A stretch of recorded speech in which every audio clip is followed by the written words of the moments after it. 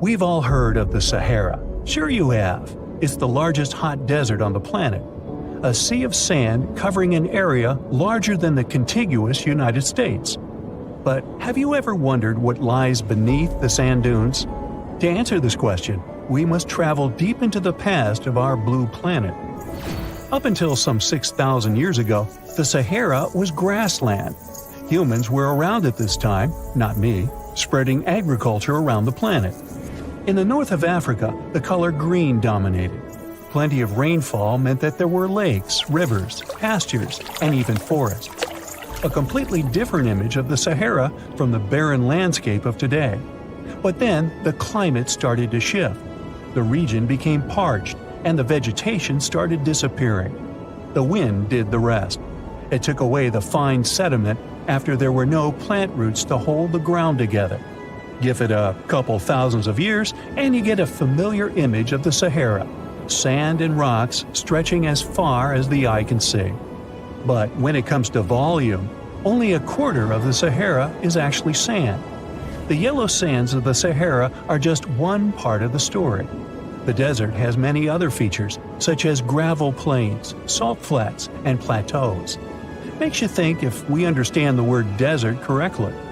For people who study such terrains, geologists, there is only one condition for defining a desert: precipitation. If an area gets little or no rain, then it's considered a desert. The Sahara certainly fits the bill. Its average annual rainfall is just 3 inches. Compare that to the nearly 45 inches a year in New York. When we look at precipitation, this sandy desert is only the third largest in the world. Number 1 and 2 are Antarctica and the Arctic. They are larger than the Sahara by millions of square miles. It sounds odd, but there is more than one type of desert. The first two are polar deserts, while the Sahara is a subtropical desert. But the difference in air temperature are staggering. In Antarctica's interior, temperatures plummet to minus 76 degrees Fahrenheit. Compare that to the highest temperature on record in the Sahara of 136 degrees Fahrenheit. But this desert has a cool side. At night, the temperature is roughly the same as the average yearly temperature in Denmark. This hot and cold roller coaster makes it hard to choose the right outfit when venturing into the Sahara. And what about the sand? How deep is it actually? The depth varies between 70 and 140 feet. That's not too deep. If you put the Statue of Liberty in a tall dune, half of it would still stick out of the sand.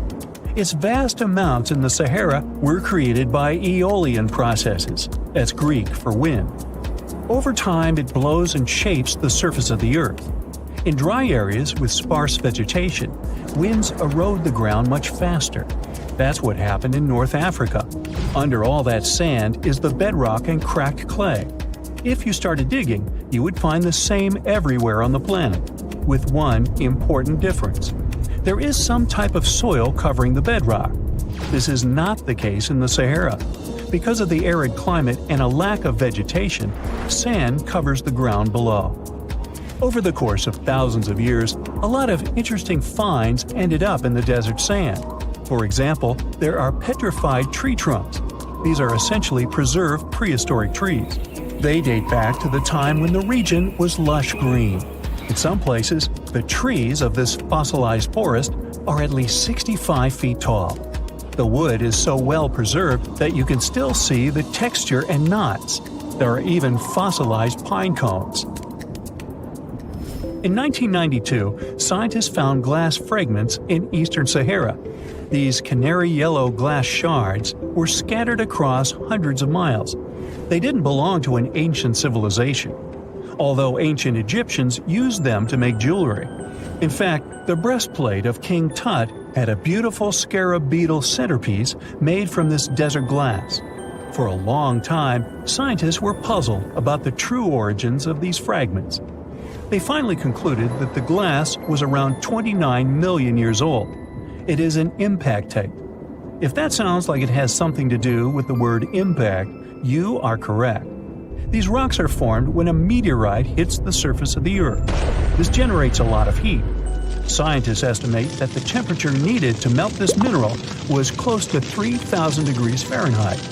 Apart from the regular fine-grained sand, we also have melted sand in the Sahara.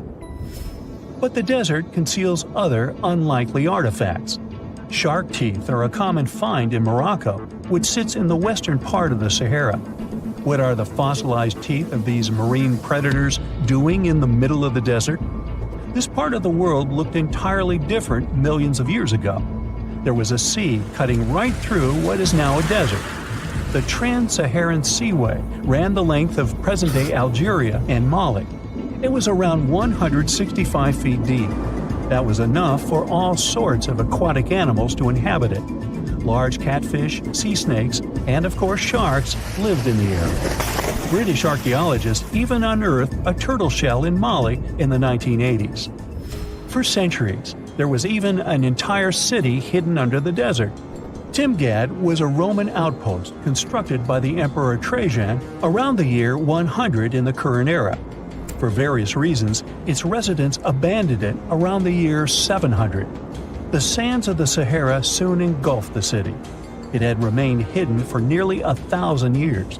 Then, in the 1700s, a Scottish explorer started digging out the city. His team first uncovered a sandstone triumphal arch 40 feet high, similar to the ones we can see in Rome and Paris today. An amphitheater soon popped out of the sand, and it was followed by well-preserved statues of Roman emperors. The Scotsman's find was so impressive that no one believed him at first. It took 2 more centuries for archaeologists to fully excavate the city during the 1950s. The site covers a surface as large as 10 polo fields. The ruins reveal the full mastery of Roman city planning. All the streets meet at a right angle in what is known as an orthogonal grid. You can find the same layout in modern cities such as New York. Historians estimate that during its heyday, 10,000 people called Timgad home. Different nationalities lived here, from Romans to people of African descent. Today, more than 2.5 million people live in and around the Sahara. They are spread across 11 countries in total, and their living space is growing. The desert is 10% larger than it was just a century ago. This process doesn't involve sand pouring out of the Sahara. The ecosystems on the edges of the desert simply change over time. The wind blows the soil away and vegetation dwindles. The perfect conditions for the formation of a desert landscape. These changes are happening in the Sahel, a region south of the Sahara Desert. That's why the African countries have recently come together for a project called the Great Green Wall. The primary goal is to stop the desertification of the Sahel and hold back the sands of the Sahara. Their plan is ambitious and involves planting a wall of trees from the west to the east of the African continent. The proposed forest is not only going to be long, but wide as well. The Sahara and the Sahel share a historic bond. Since antiquity, camel caravans have been making the journey from Africa's Mediterranean coast in the north to the savannas in the south. The golden age of this trade kicked off in the 9th century. The perilous journey took several months to complete. The route was 2.5 times longer than the length of the Grand Canyon. Explorers still find evidence of these ancient caravans hidden away under the sands of the Sahara. The desert welcomes you with challenging conditions of abandoned environments and extreme temperatures. Hey, some of us would prefer dessert, chocolate over sand and rocks. Oh well. Just like cactuses and camels, buildings have had to adapt to these conditions. Here are some examples of astonishing structures in deserts. These structures are called earthships. They're located in a New Mexico desert town. A large community of like-minded people lives in them. What's even more interesting is that the location of these buildings is registered as dumpsters. Maybe it's because all these structures are made out of old tires, bottles, and cans. Earthships operate using green building principles. About 40% of a typical earthship is built with natural or recycled materials. Imagine the walls made up of hundreds of used tires packed with dirt.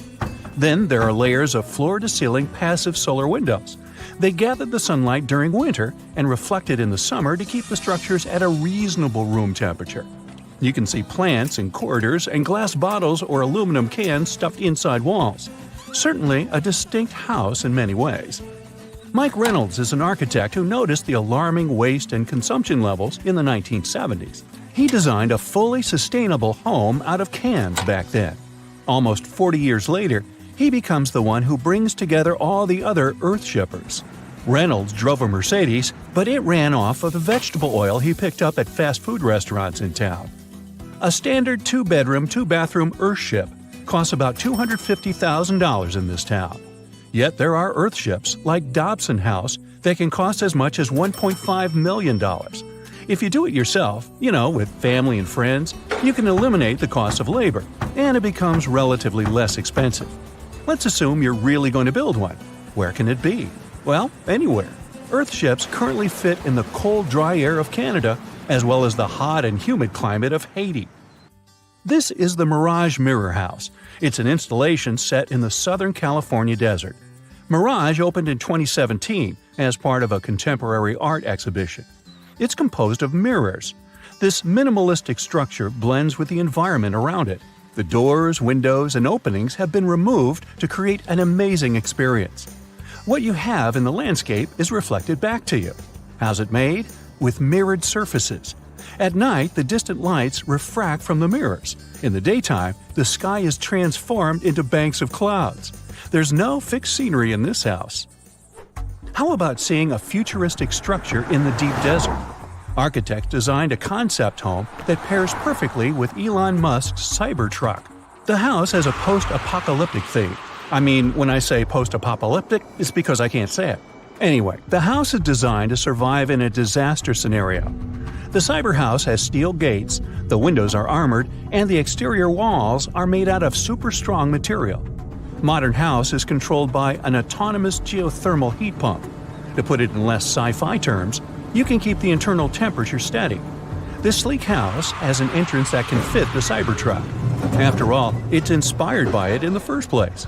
Plus, the Cybertruck can be lifted to the second floor to be more secure. This is King Abdullah Petroleum Studies and Research Center in Saudi Arabia. Basically, it's a laboratory in a desert. It was designed to demand minimum energy. The architecture has patterns on the walls and ceilings, giving reference to the local tradition of geometric form. The next stop is Swartberg House in South Africa.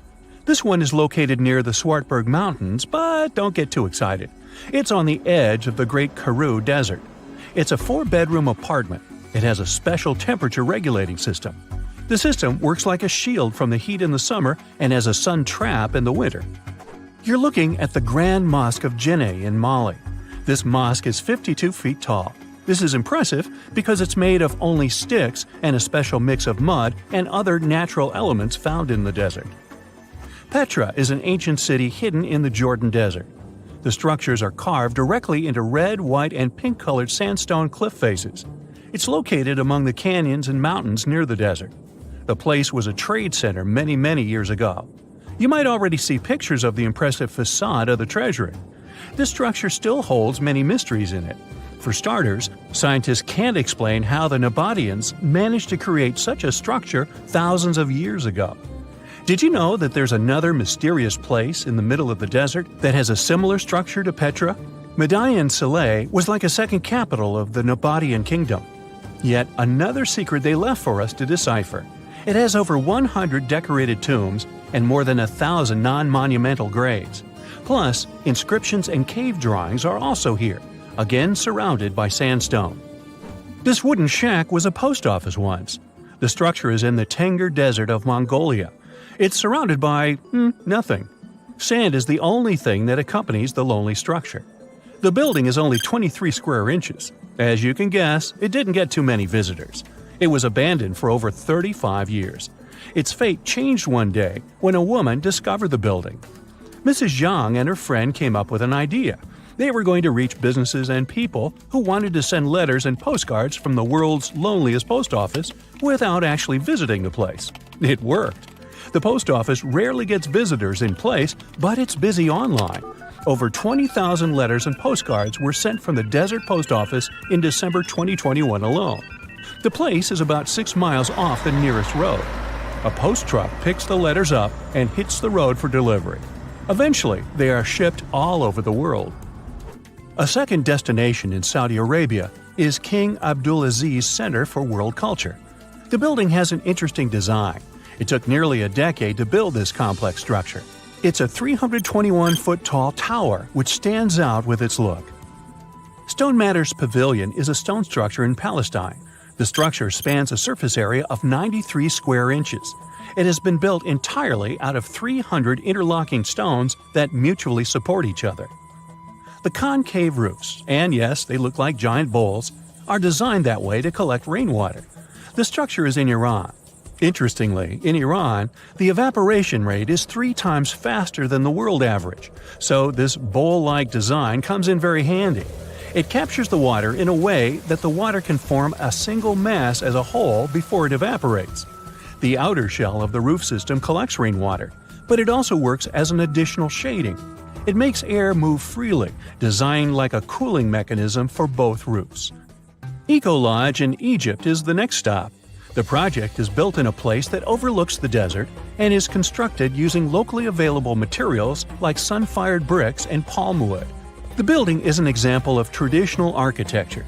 There's a water basin that lets in the air to keep the interior cool. A worthy mention is the CID Interpretation Center in Chile. Chile's Atacama Desert is among the top tourist destinations in the country. To help the tourists, architects designed a visitors center as part of the infrastructure for the wind farm. Here, the cold winter months don't freeze people because the large windows make the most of solar heating.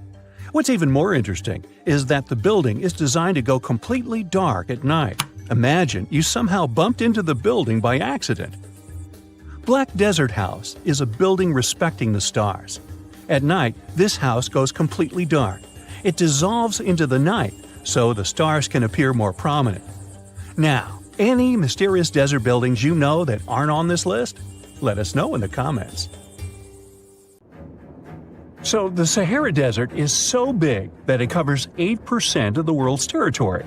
It's bigger than the USA or China. Surprisingly, the Sahara is not the largest desert in the world. It is the third largest, behind Antarctica and the Arctic. But it is definitely the hottest one. Temperatures there reach 136 degrees Fahrenheit. This place has some of the most incredible sand dunes you've ever seen, towering up to 1,476 feet. But here's the kicker. There's a real risk that these dunes might continue to spread until they cover the entire world. Surprisingly, the influence of the Sahara Desert extends far beyond its borders. Its dust, carried by powerful winds, makes its way to the UK and across the European continent, particularly in winter. This dust settling on the ground where it rains is a familiar sight to those in the UK, often leaving a red residue on cars. This connection between the Sahara, England, and Europe serves as a stark reminder of the global reach of environmental phenomena.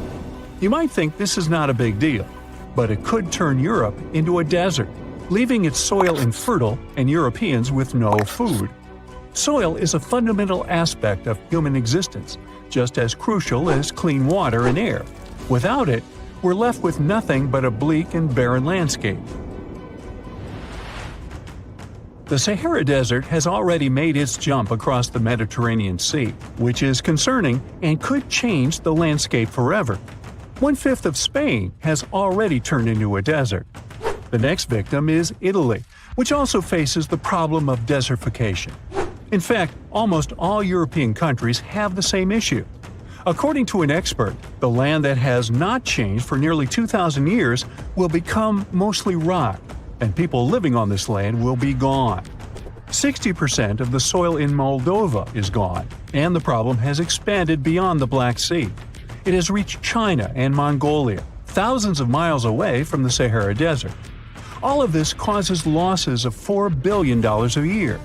The threat is so significant that even the UN has gathered the necessary resources to solve the problem as soon as possible. Italy is sending help to Africa to stop the Sahara Desert from expanding. If this process does not stop in the next 10 years, millions will be forced to leave their homes. The Sahara Desert is growing for approximately 30 miles per decade. You do the math and see how long it will take to cover Europe. Since 1920, the Sahara has expanded by around 10%. But not all hope is lost because more than 172 countries have joined to put a stop to the desertification of the world. The World Food Program is a project that aims to help bring back green land that was once present in the Sahara. When they told people who called the Sahara home what they were about to do, the latter basically laughed in their faces and said it was impossible. But when you have a specific goal in mind, the impossible becomes possible. If we traveled back around 5,000 years into the past, we would see a beautiful forest with lush green trees and grass. Africa's climate has been changing for 21,000 years, from fantastic greenery to uninhabitable deserts. This has to do with Earth's rotation and the monsoons that bring water to this dry continent. But with the help of scientists and some clever tricks, we can bring the greenery back and stop the Sahara in its tracks. The Senegal River serves as a border between the Sahara Desert, Senegal City, and Mauritania. When you look at this area from space, you'll see how the desert is expanding to Senegal because the vegetation along the riverbank is almost non-existent. Forests can serve as a barrier, stopping the sand from getting blown away and the desert from expanding. An effort to create a great green wall is being made, and how they do it is actually quite impressive. Nothing has been growing in the currently restored area for more than 40 years, making locals find other places to call home. People were thrilled when they saw that the land could be restored. They're very committed and learn to work with the soil and grow food. At the same moment, more than 30,000 hectares have been restored and transformed into lush greenery. The Sahel region is the starting point of desertification, and it is crucial to establish a green wall in that area first. To make this wall is not rocket science, since it only takes a few simple steps. The ground there is baked by the sun and as hard as a block of concrete. If you've ever poured water on concrete, you know that it just flows away. It doesn't stay in one place. So they had to create water-retaining half-moons that would hold the water and make it available to plants. When you learn about how these half-moons work, you might say, how did they not think of that sooner? Actually, this technique is ancient, and it was once implemented in Sahel, but it was lost over time. When the rain falls, the water is collected into the half-moons that are positioned a bit lower than the ground below contour lines. There is also a kind of bank at the end of the shape that prevents water from overflowing. And in the middle, there are plants that are happy because they have plenty of water to thrive. Also, it's essential to grow native plants that are kind of used to harsh conditions, like sorghum and millet. These plants have been surviving there for thousands of years and produce a good amount of biomass, which means the land can be rehabilitated faster and people will have food sooner. The water that will enter the half-moons won't be lost. It will penetrate the ground and top off underground waters. This will ensure the ground that H2O will never run out and that future generations will have usable aqua. This brilliant planting technique is not limited to half-moons. People also create lines and plant various vegetables, such as tomatoes. Next, there are places only for trees, like lemons or oranges. After a long hot day, nothing is better than a freshly made cold lemonade. The trees will also protect the soil, and with some luck, there will be a new forest in the Sahara Desert. The goal is to copy the forest dynamic. Start with small plants and gradually expand to bigger plants that are more useful than the tiny ones. They are aiming to plant more than 10,000 trees. Right now, many people are leaving the Sahara after the rainy season, going to cities or leaving Africa altogether. At this time of year, villages are like ghost towns. Only animals can be found there. Most people are gone. I mean, who would blame them? Nobody wants to live in the sand where nothing grows. Luckily, with all this new, old technology being developed, Many people are slowly but surely returning to their land and starting to work in agriculture. The best thing is that there are no brutal winters, so plants grow 12 months a year, and people can always have food. People are becoming more social because now everybody stays in their villages and doesn't travel much. If this project works out, Africa will be saved, and the world won't turn into a giant desert. You find yourself in Africa, land of unique wildlife, home to a great variety of cultures and languages, and, first and foremost, host to the world's largest hot desert, the Sahara. It's daytime, and you are thirsty for some water and shade. You've been walking for days, trying to find one of those precious-looking oases. You feel you're near, but the horizon just keeps stretching and stretching. Your mind is tired, and your body is feeling all the heat. It's like you've eaten a full plate of hot pepper and then some more, judging by how much you're sweating. And when I say hot, think 100 degrees Fahrenheit hot, on average. No wonder this is happening. After all, you find yourself in the world's biggest hot desert. Now I say hot desert since the biggest deserted landscapes are actually the cold ones, located in Antarctica and the Arctic. I see Antarctica's frozen desert is more or less the size of 1 million LAXs. Yep, the Los Angeles International Airport. The Arctic Desert is just a bit smaller than that. Now, in case you don't know, the Sahara Desert is located in northern Africa, stretching from the Atlantic Ocean all the way over to the Red Sea. It occupies an area large enough to place approximately 100,000 Disney World theme parks side by side. According to scientists, its boundaries are expanding. Deserts usually form in the subtropics because of what's called Hadley circulation. The air rises at the equator and descends into the subtropics. This circulation of air has a drying effect, which helps the formation of desert landscapes. Since the 1920s, the Sahara is considered to have expanded by over 10%. How is this happening? Well, let's start from the beginning. You probably know the Sahara Desert as one of the most inhospitable places on Earth today. Just FYI, for a place to be considered a desert, it has to receive less than 4 inches of rain per year. Due to the very small precipitation index, deserts are usually dry and arid places. There is little humidity in the air, and daytime temperatures can go as high as 130 degrees Fahrenheit. Usually, there isn't that much animal and plant life because of the lack of water. But in the Sahara's case, it wasn't always like that. It may be difficult to imagine northern Africa without the tons of sand it has today. But about 20,000 years ago, the Sahara was actually one big oasis. Recent discoveries show clear evidence of what the scientists now call the Green Sahara. In the mid-1800s, a German explorer crossing the Sahara encountered some paintings and engravings that nomad artists had left behind. What he saw in those paintings looked nothing like his actual surroundings.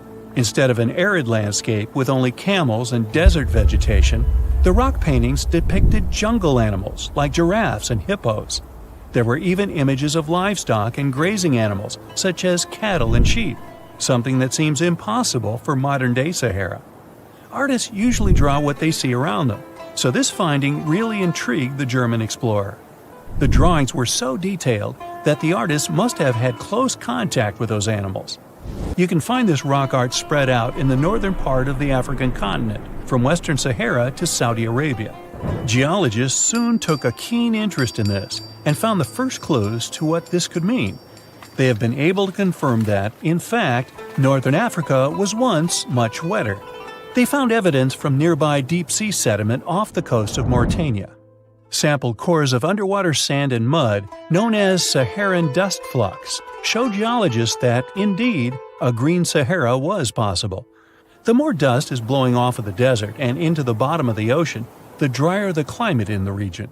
The sediment cores show that there was much less dust, only half as much, coming off northern Africa during the humid period.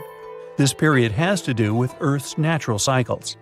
Normally, the Earth rotates at a tilt of 23.5 degrees, but this angle is not consistent and changes over time. Earth's tilt is responsible for the amount of sunlight each hemisphere receives. It affects several ecosystem functions on the planet. During the time of the Green Sahara, The Earth received between 4 and 8% more sunlight than it does today. So when the Earth tilted about 20,000 years ago, the northern hemisphere received more direct sunlight, which affected humidity levels in the region.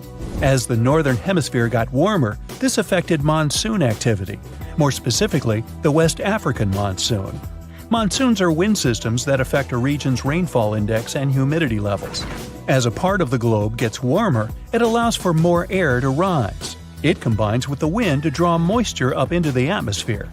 Little by little, northern Africa also became wetter.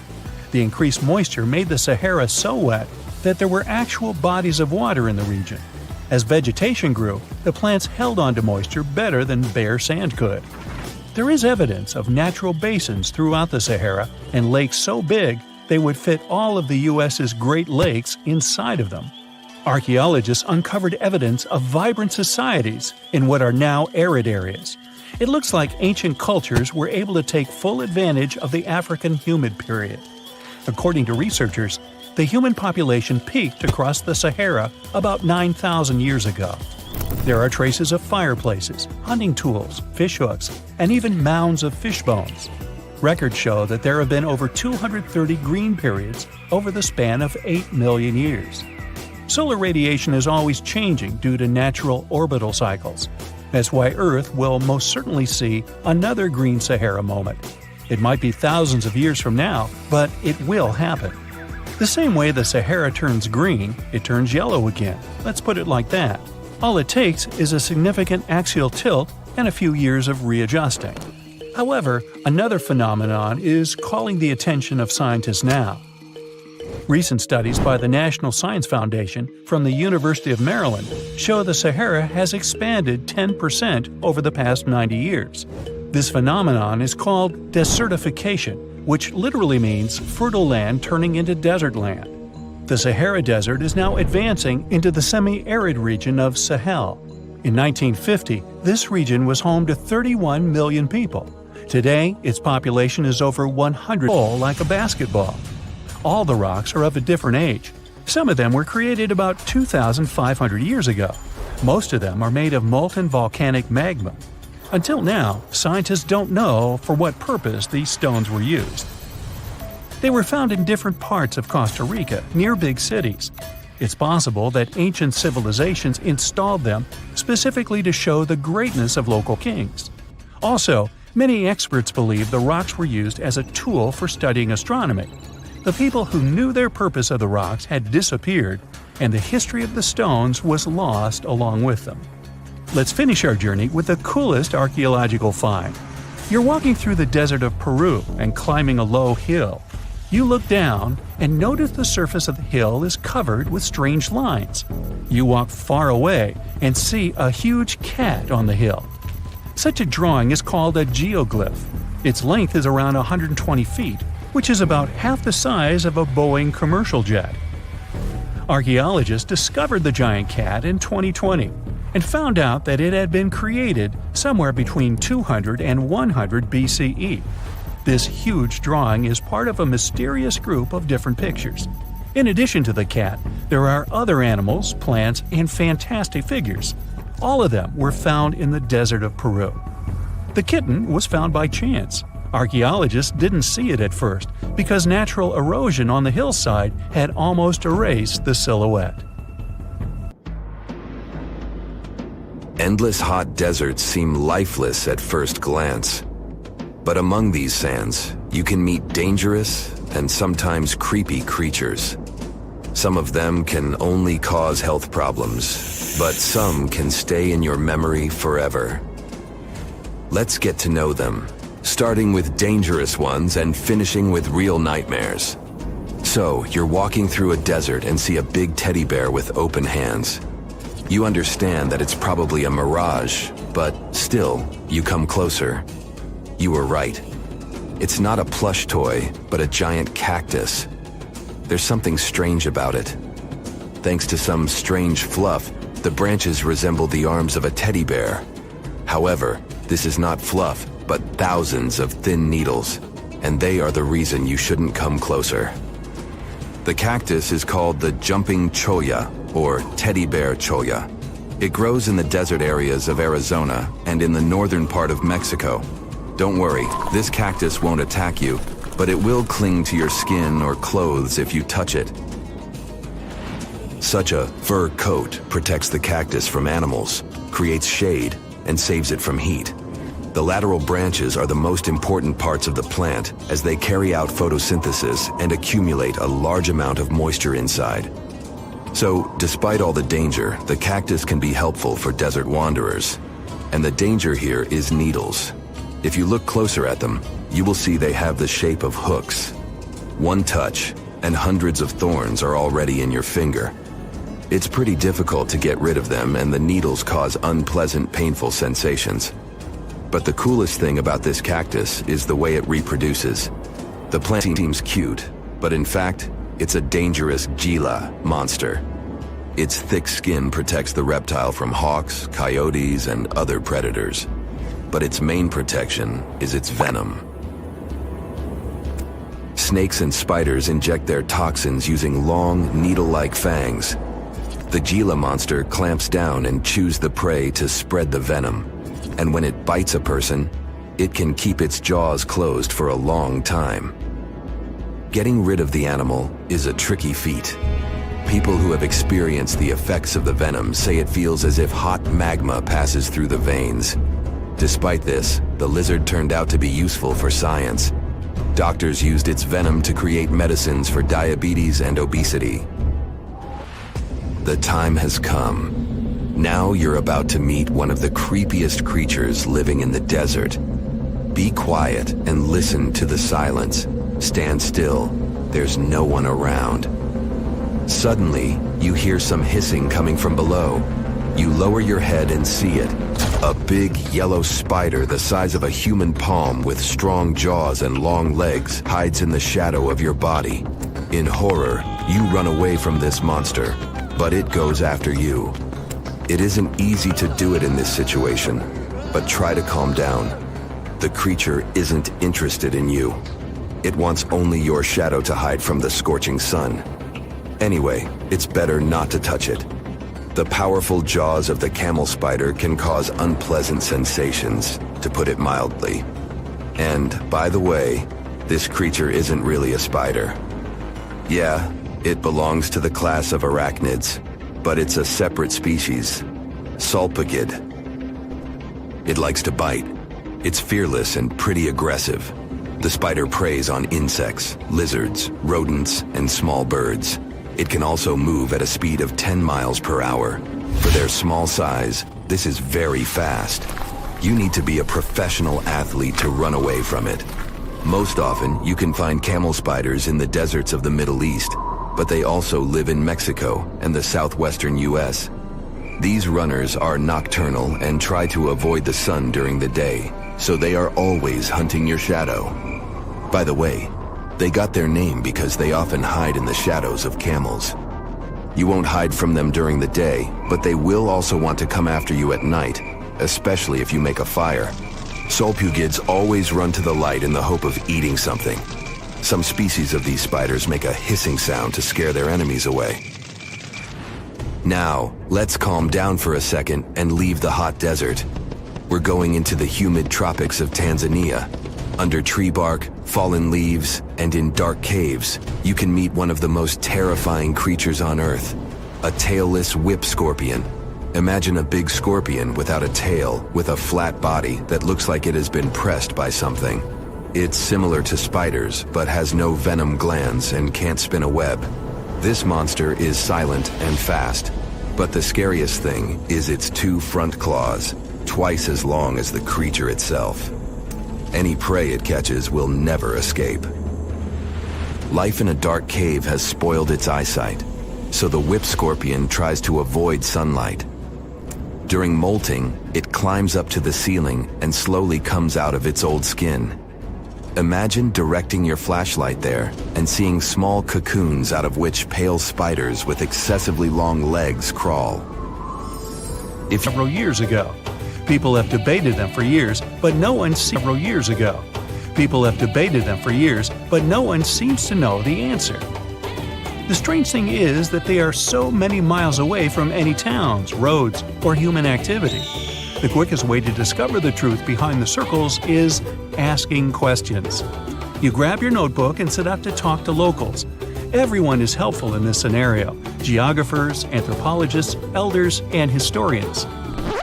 The first person you talk to is a map expert. You need to understand if those circles were authentic or a satellite glitch. You end up interviewing the people who take Google Earth satellite pictures. The circles are really there. They appear in multiple pictures from many years. Then, let's understand why they are there in the first place. After 2 days of interviews, you have your first lead. The circles could be the result of oil activity. Experts explained why this would make sense. Algeria is a rich area for natural resources, so this would be a sensible guess. Usually, to find out if there is anything worth extracting, companies would undertake seismic surveys. Seismic surveys are a way of analyzing the Earth's surface by sending shock waves into the ground.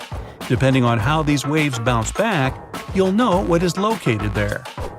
A special vehicle could have marked the soil that way. So, did we unravel the mystery? Not quite so. As you know, the Sahara Desert is one of the driest areas on the planet. The average high temperatures in summer are over 104 degrees Fahrenheit. To survive there, people need to find ways of accessing water. So, these circles could be a kind of ruin or leftovers from ancient water wells. Again, I'd say this is a sensible guess. Ready for some fact-checking? Some anthropologists agree that these circles could be ancient fogueras. Foguera is the name of a 2,500-year-old style of irrigation system, usually found in northern Africa. It is also known as a qanat in other places in northern Africa. Locals would dig a deep well at an elevated point, deep enough to tap into underground water. They would then dig parallel shafts at regular distances. Then they would dig an underground channel that connected the city to the well. Solely with the help of gravity, water would run from the well to the city.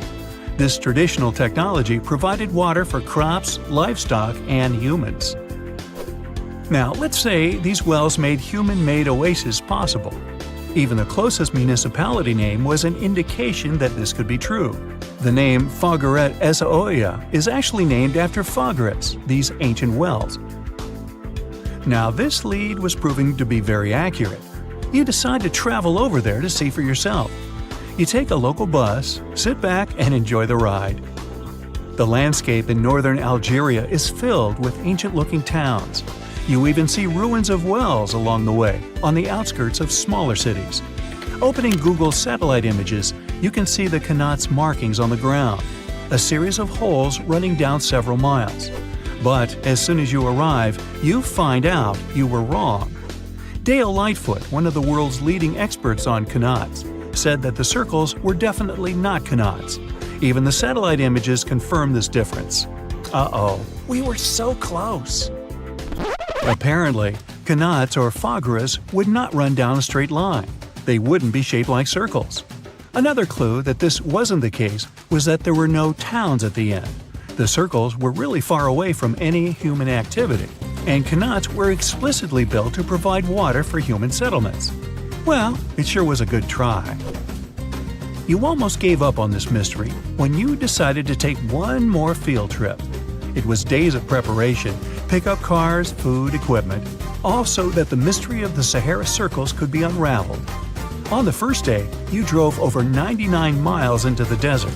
You were always curious to see what this part of the world looked like. Over there, you see nothing but mustard yellow dunes.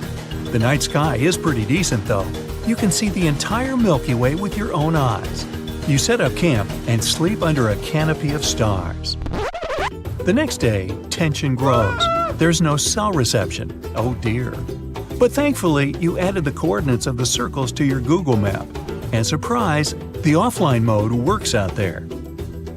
You follow the coordinates, but it leads you astray. You start to get nervous, thinking this was all in vain. But you and the team get into the car and drive a few more miles past the coordinates on your phone. After a very bumpy ride, you can't believe your eyes. There it is, an enormous crater dug on the sand, surrounded by 12 smaller holes. From up high, it looks like a clock, without the pointers, of course. On the ground, they're very faint, so faint you almost miss them.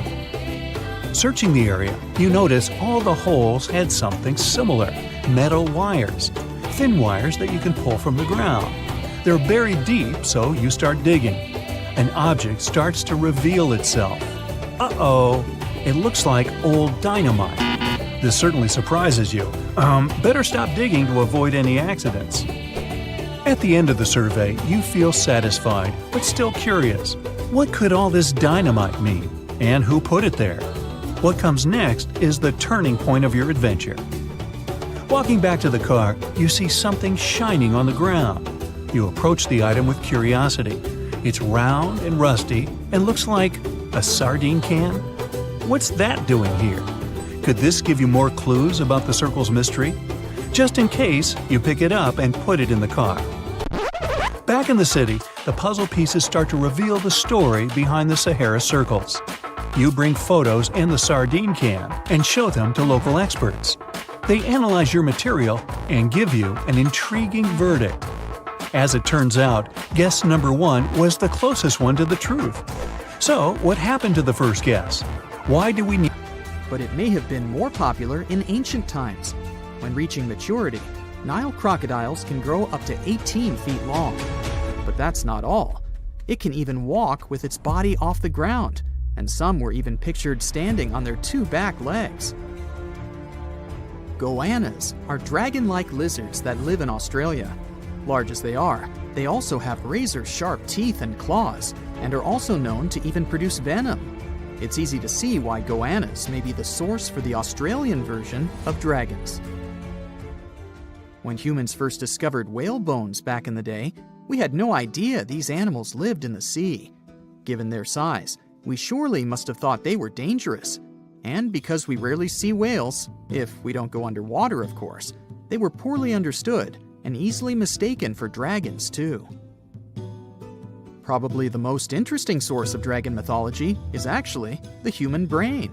In a book called An Instinct for Dragons, there was a theory which claimed that dragons existed in almost all ancient cultures because we had evolved to fear large predators to survive. We aren't the only mammals to do this. Monkeys have an innate fear of snakes and large cats too, for example. When you combine these natural traits with folklore, you get a lot of dragon stories everywhere, adapted to each region. Reptilian beasts with magical powers date back as far as the origins of human civilization itself. I'm talking about ancient Mesopotamia. Humans back then used to believe in all sorts of creatures, but their head spirit was Marduk, the patron of the city of Babylon. If you look at the artwork from back then, Marduk was depicted with a snake-like dragon at his side. It could be either nice or vengeful, depending on what mood it was in. If you want to sign up to become a dragon, the first thing they'll ask you at the interview will be if you can breathe fire, of course. So scientists have tried to look into some ways that could make it real for dragons to breathe out fire without damaging their throats. To do that, they examined the bombardier beetle. This eccentric insect can pack up some really hot substances in its belly. Once the creature gets bothered by something, it shoots out a fiery load of chemicals. In all fairness, it's not really fire, but it does burn, so it's close enough. Going back to dragons, they'd need to have similar glands in their throats to produce the same effect. But where do dragons come from? They didn't just appear out of nowhere, regardless of the source you consult. Some tales, like that of Fafnir, say that even humans can turn into dragons, but the most popular theory is that dragons start out as eggs. Some sources even draft a series of stages a dragon has to go through during its life. Everything starts with hatching. Dragons are said to eat their way out of those shells and break the sides of the egg. Then there's the wormling stage, which is what dragon specialists, or dragonologists if you like, call a newly hatched dragon. It's still small and weak, but don't worry, it can take care of itself pretty well. The rest of a dragon's life stages are pretty self-explanatory. There are grown-up dragons, then ancient ones. A dragon's life ends when it reaches the twilight stage. Some sources claim dragons never stopped growing. Others even say they never reach the end of their lives. They just pass on to another type of spiritual existence. Dragons are known to be the symbol of a lot of different things. But that all depends on their origin. In some regions of Asia, they are known to bring luck, power, and wealth. To become a powerful warrior in Britain, you'd need to first defeat a dragon. That's why you often see them on flags. The flag of Wales, for example, has a large red dragon on a green and white background. Western stories aren't as nice to dragons. They are often seen as evil and vengeful. Another myth associated with dragons is that they love gold and precious stones.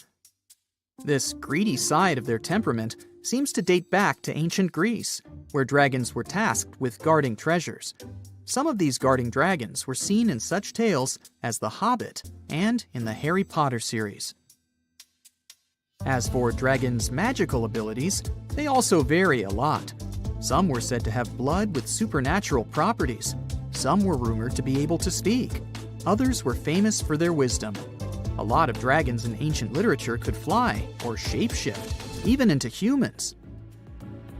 Some real-life creatures got their names thanks to bearing a resemblance to dragons, like the dragonfly that has more than 5,000 subspecies we know about. It got its name from folklore tales, as Europeans in the Middle Ages saw it as an evil insect. Dragonflies were accused of some really nasty things, like biting people's eyes and mouths. But the creature that resembles mythical dragons most is a reptile called the flying dragon. They're seen in wooded areas of Southeast Asia. They don't really have wings per se, but parts of their ribs are elongated to support some extra skin that allows them to leap through the air between trees. Those wings are also brightly colored and contrast with their brown bodies. Australia used to have its own giants. Those were huge animals that could have dwarfed anything living on this continent these days. Scientists found the remains of many of those ancient creatures in the Narracuta Caves in South Australia, 4 hours away from Adelaide. It's a lovely region, but it can be treacherous. Watch out for holes the ground is pocked with. Known as pitfall traps, many of them are no wider than a coffee table. They're deep and plunge into the darkest of caverns. One of such caverns is called Victoria Fossil Cave, and it's a treasury that's been hiding the bones of around 45,000 animals for centuries. Some of the oldest bones belong to creatures far more terrifying than any animal you can encounter today. Those were the ancient Australian megafauna, huge beasts that roamed the continent during the Pleistocene epoch. During those, there were giant snakes, huge flightless birds, wombat-like creatures the size of a rhinoceros, and many others. One of the largest examples of the Australian megafauna scientists have discovered so far is the Diprotodon. That giant herbivorous creature was 10 feet long and 6.5 feet tall, and weighed more than 6,000 pounds, about as much as a small Asian elephant. Even though this terrifying beast didn't eat meat, it could have smashed other animals with its sheer weight. Scientists have found the remains of hundreds of such creatures all over Australia, so it's safe to say that no other animal from that time or in that location was larger than this giant. Despite its creepy appearance, the Diprotodon was a relative to the modern-day wombat, and those are known to sometimes pounce humans. The Diprotodon had toes that pointed inward and were well suited for digging burrows. On the other hand, Diprotodon was a giant, and it was unlikely that it used to do so. It was likely a trait it had inherited from its smaller burrowing ancestors, or it could have used its claws to search for roots. This theory is supported by the fact that the animal's pouch was facing backward. It prevented any dirt from collecting inside while the creature was digging. Since this animal was so big, it didn't have to worry much about predators. Up until 60,000 years ago, when the first humans appeared on the continent, full-grown Diprotodons only had to look out for creatures like the quincana. Measuring in at a whopping 20 feet long, the quincana was a land crocodile. It lived in Australia from around 20 million to 40,000 years ago. It disappeared along with most other mega creatures of the last ice age. is thought to be the result of the first humans coming to the continent. Even though the quincana was extremely fast and dangerous, it was possible that this creature got outcompeted by human hunters who took all available prey. Unlike modern crocodiles that are mainly aquatic, that mighty beast was a land dweller. Scientists figured it out by studying the quincana's legs. They were able to support and carry the body clear off the ground. It means there was no escape for ancient people once the quincana spotted them. Modern crocodiles can only push themselves along on their bellies. Such an adaptation allowed the quincana to chase its prey for long periods of time, exhausting it in the process. Another creepy feature of this ancient monster was its teeth. Aquatic crocs have conical teeth. Those are great for gripping and holding on to prey underwater. But quincana had knife-like teeth, ideal for slicing soft-bodied animals like, mammals. Another Australian monster, Thylacoleo, wasn't all that large, but it didn't make it any less terrifying. It was still among the top predators and the biggest carnivorous animals in Australia. This creature was a true oddity of nature, even by prehistoric standards. First, its teeth resembled not those of a regular predator, but those of a rodent. Its front incisors were enlarged, taking the place of canines. Premolars were also shaped like blades. They were used for cutting flesh and bone. At first, scientists thought that Thylacoleo used those teeth to eat nuts and fruits. But later, a study showed that the use of such teeth was better suited on necks and spines. The jaws of this ancient creature were immensely powerful. A 220-pound Thylacoleo had a bite force similar to that of a present-day 550-pound lion. It means that the animal could easily bring down prey much larger than itself. Then there was Thylacoleo's tail. It had strong muscles which provided the animal with the ability to use the tail as support when tackling large prey. The Thylacoleo had retractable claws, and this feature is very uncommon among marsupials. It allowed the animal to keep its razor-sharp hooks from getting blunt and could help it get a better grip on its prey. Scientists are quite sure that, like today's leopards, the Thylacoleo could climb trees and jump on other animals from above. It was done so fast and stealthily they never knew what hit them. The creature's rear feet support this theory. The first toe there was reduced, but the foot had a rough pad like what modern-day possums have. It allowed them to have a better grip while climbing. Right after scientists found the first skull of the Meliolania, this animal was classified as a lizard. That's why its name translates to small groomer. But after they discovered more complete fossils, it turned out that the Meliolania was a giant turtle. But that's not all. It was one of the largest land turtles to ever have existed. The main reason researchers initially believed the creature to be a lizard was the fact that its skull was adorned with a series of spikes. It's something the modern-day horned lizard can boast. But even after discovering the true nature of the Meliolania, scientists still don't know how to properly catalog it. It might have been a creature that folded its neck under its spine, or it could have folded it to the side. Beside those defensive mechanisms on its head, the Meliolania was also equipped with a spiked tail, which was probably used to prevent predators from attacking the animal from behind. Most species of the Meliolania disappeared around 2,000 to 3,000 years ago because of humans who hunted them to extinction in both Australia and on the surrounding islands. It took around 2 centuries for these turtles to go extinct in that region of the globe. The Megalania was a giant Australian lizard that existed at the end of the Pleistocene epoch. It looked like a Komodo dragon and the Australian monitor lizard, which are both believed to be Megalania's closest living relatives. Fossils tell us that the ancient animal was anywhere from 15 to 26 feet in length. Ow! The youngest fossil remains of this ancient Australian monitor lizard date back to about 50,000 years ago. The first indigenous settlers must have encountered Megalania, which led to the lizard's extinction. Originally, scientists thought that the Megalania was the only member of the genus Megalania, but these days it belongs to the genus Varanus, which means that the prehistoric creature is closely related to other Australian monitor lizards. Our next giant creature on our list was once dubbed an ostrich on steroids. I mean, look at it. It was the last of the thunderbirds to go extinct in Australia. The Geniurus lived on the continent at the same time as early humans. They might have coexisted for 15,000 years or so before the huge bird eventually disappeared. This theory has some proof. The bird's fossils found along with human artifacts. Some cave paintings also depict flightless birds similar to the Geniurus in size and shape.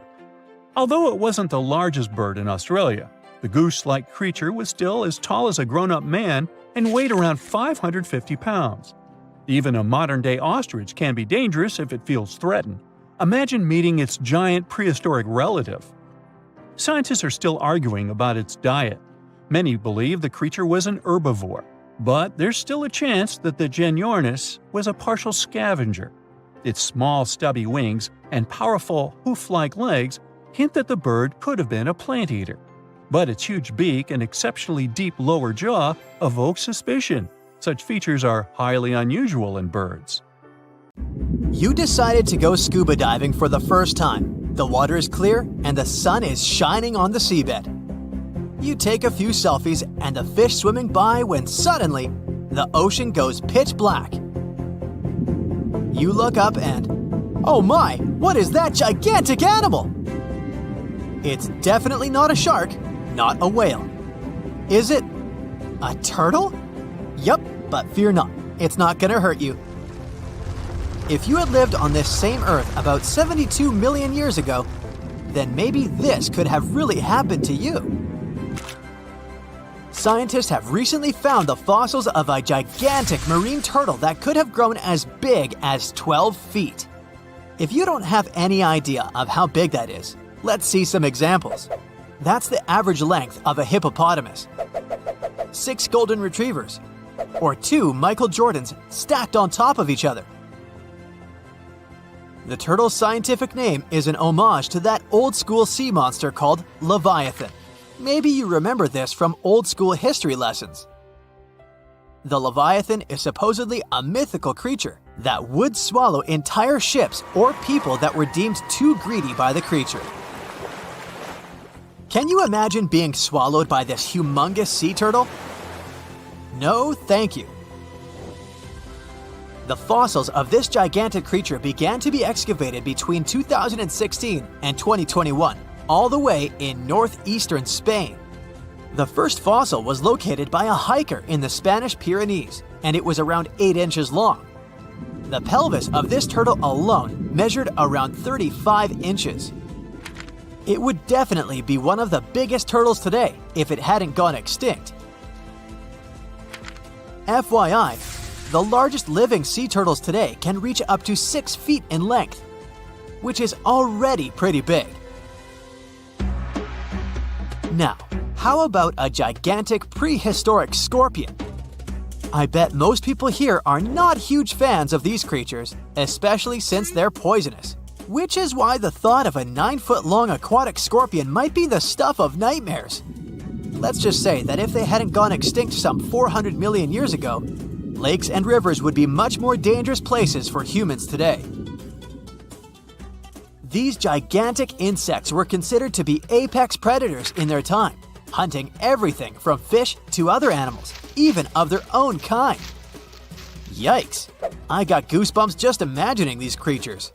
Should we thank the asteroid that hit our planet now or later on in this video? Another prehistoric animal that would shock humans if it were still alive is the so-called Megatherium, a gigantic sloth. This huge sloth is believed to have grown up to 20 feet long, and its weight could be up to 8,000 pounds. It was found in the woodlands and grasslands of South America. The creature used to stand on its 2 feet in order to reach leaves on high branches. These giant sloths had huge claws. They helped them climb trees. I gotta say, I feel uncomfortable imagining these elephant-sized sloths climbing trees. Oh, of course, some dinosaurs will make our super-sized creatures list. But before that, here's a fun fact. Did you know some dinosaurs are still alive today?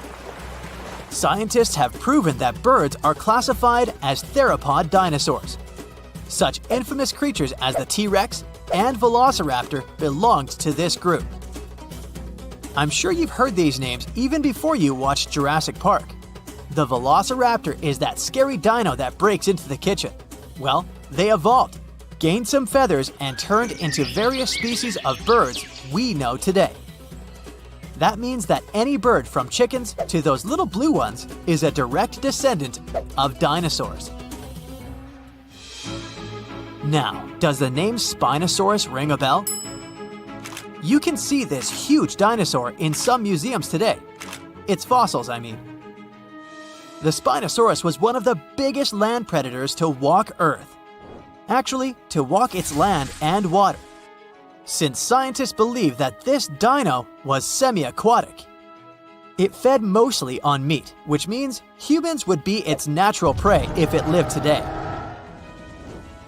This meat-eating dino lived around 90 to 100 million years ago. It was about 60 feet long, 12 feet high, and weighed up to 22 tons. Its head was around the size of 8 bowling balls and was shaped like a crocodile's face. Basically, the Spinosaurus was a big African elephant with the face of a crocodile. Just kidding. But that would look funny though, wouldn't it? A much more attractive dino was this guy. It's considered to be the largest dinosaur that has ever lived on our planet. What made it so big was its extremely long neck and very long tail. You wouldn't want to stand behind this creature, believe me. If it decided to swish its tail, you'd get catapulted very far away. This creature lived around 100 million years ago, and its fossils were first found in Argentina around 2012. The dino measured 120 feet from head to tail, which made it almost as big as an American football field in width. And have I mentioned it weighed almost as much as a space shuttle? A staggering 75 tons. If it had been a carnivore, it would have probably been the greatest predator. But this big guy was a peaceful herbivore that had such a long neck that it could eat leaves from high trees. Cute, right? We must also talk about the Shastasaurus. As the name suggests, this animal is popularly known as the Mount Shasta lizard. Even though it was a marine reptile and probably never set foot on the mountain itself, this dino was usually around 23 feet long, but there was a specific strand of this species that could get as big as 69 feet long, about the size of the great blue whale. This made it the biggest marine reptile to have ever lived. A fun fact about the Shastasaurus is that scientists believe it didn't even have teeth, which means it could only feed on soft-bodied prey, such as squid, for example. The next animal on our list is the blue whale. Believe it or not, the biggest living animal on Earth actually started small. These days, the average mature blue whale can reach up to 100 feet in length and weigh up to 200 tons. That's more or less the weight of 40 elephants put together, or 30 Tyrannosaurus rexes, or 2,670 average-sized people. Blue whales have to eat up to 50 million calories per day to support that body. That's the equivalent of 30,000 Big Macs, just FYI. But blue whales weren't always this big. They actually evolved from a four-legged mammal that lived on Earth around 48 million years ago. Their ancestor was called Pakicetus, and it was only 6 feet long. Here's a fun fact. To be able to live in the water as one does today, the blue whale had to go through some intense adaptations. A blue whale can replace up to 80 to 90% of oxygen in its lungs each time it takes a breath. A human replaces only up to 15% for comparison. It allows these animals to dive for up to 1 hour at a time, down to a staggering depth of 330 feet. Elephants were bound to make the list. Elephants are currently the largest land animals on Earth. They can grow to be about 13 feet tall and weigh up to 7 tons. That's pretty small if we compare it to the other animals that once lived on Earth, right? But if we placed a 6-foot-tall human next to an elephant, we'll see it's not at all that small. African elephants are bigger than their close relatives, Asian elephants, and they have a similar lifespan to humans, up to 70 years. Pokemon might have made us collectively wish that salamanders were real-life dragons, although they're not. They can still be pretty cool though. There's a giant species of salamander that is known to be the largest living amphibian. They can grow to be as long as a regular-sized human, reaching up to 6 feet. I bet that wouldn't be a pleasant underwater encounter. Wait, don't tell me that life on Earth has bubbled for about 3.5 billion years, and the biggest creature we got is the blue whale? I mean, not bad, but that doesn't sound nearly as fun as those cool giant creatures you get to see in movies. Yeah, you recognize the iconic roar here. It appeared on TV, in comic books, in video games, and in cinema. I mean, come on. It even got its own star on the Hollywood Walk of Fame on its 50th birthday. So, what would it take to get good old Godzilla from the TV screen to our streets? And we're talking about the beast that's really gigantic. In the original film from 1954, Godzilla was thought to be 164 feet tall. This was the perfect height for the monster to just peer over the biggest buildings in Tokyo at the time. But as further movies came, Godzilla became bigger and bigger. In theory, this would be the biggest animal that could exist and not end up crushed by the gravitational field of our planet. Even if we're talking about some tiny Godzilla of, let's say, 14,000 tons. To take the gravitational force of our planet and carry such weight, Godzilla must have some incredibly strong bones. And as an object gets bigger, its volume will actually increase faster than its surface area. Okay, wait, let's start small. So, cells are the building blocks of life, and they come in all shapes and sizes. But the thing is, cells have a problem when they try to grow too big.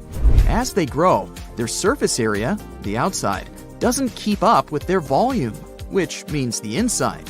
It's like having a big mouth but a tiny stomach. You can't digest all the food you want to eat. Why haven't I learned that already? Especially when I open my fridge for a midnight snack. So, if cells get too big, they can't get enough nutrients in and waste out fast enough. It would be like living in a very big house, but with just one tiny door to go in and out. Plus, that's not their only problem. Cells also need to be able to divide and replicate, and this task gets tricky as they get bigger. They need this thing called microtubules for that. It's sort of like a skeleton that gives them structure. But don't worry, evolution is a foxy little thing. There are some cells out there, like a specific type of invasive algae, that have found ways to break the rules and get really big. And they don't even need to divide to do that. This algae could pass as an aquatic fern that has fronds up to 31 inches long. But what you're looking at is just one big cell. It has multiple nuclei, though, which are like the control centers of cells. Plus, there are even some bacteria that are living in a symbiotic relationship with the organism, which means they help each other out when necessary. It's like having a bunch of different rooms inside one big house, with some roommates living there that help around from time to time. Then there's a monster alga known as the sailor's eyeball, which is like a giant ball of green slime. It can grow up to 2 inches in diameter, but is also considered to be just a single cell. There's no definite proof of what these jadars were used for, though. This is so neat, huh? I'm sure that our world's desert is filled with many more mysterious things for us to unravel. I guess I'll see you next time so that we can continue our explorations. AI can drive a car, design trendy clothes, give you emotional support, and it looks like it can also help us find answers to centuries-long mysteries. Researchers from Yamagata University Institute of Nazca and IBM Japan used a deep learning AI model to find new Nazca lines. Those are distinct white lines on a rusty red background that you can see from a plane while flying over the deserts of southern Peru. Scientists have tried to decipher the meaning of the Nazca lines ever since they were first discovered in the 1920s. There are straight lines, rectangles, triangles, and swirls. There are also some giant drawings. You can see a monkey, a whale, a condor, a hummingbird. The 4 recently discovered geoglyphs, which is the scientific word for those drawings, show a humanoid-like figure holding a club, a fish, a bird, and a pair of legs. What is the hidden symbolism of all that? And why did the Nazca people decide to draw a humanoid in the desert? And did they even know who humanoids were? Let's dig into history to find some answers. The representatives of the ancient Nazca culture created their famous lines more than 2,000 years ago. The geoglyphs have stood the test of time thanks to a dry climate and strong winds in the desert. Scientists found that to form the lines, the Nazca people scraped off the top layer of pebbles, revealing the contrasting soil beneath. The soil's color varies from reddish-brown to yellowish-gray. It makes it look like the lines are constantly changing appearance.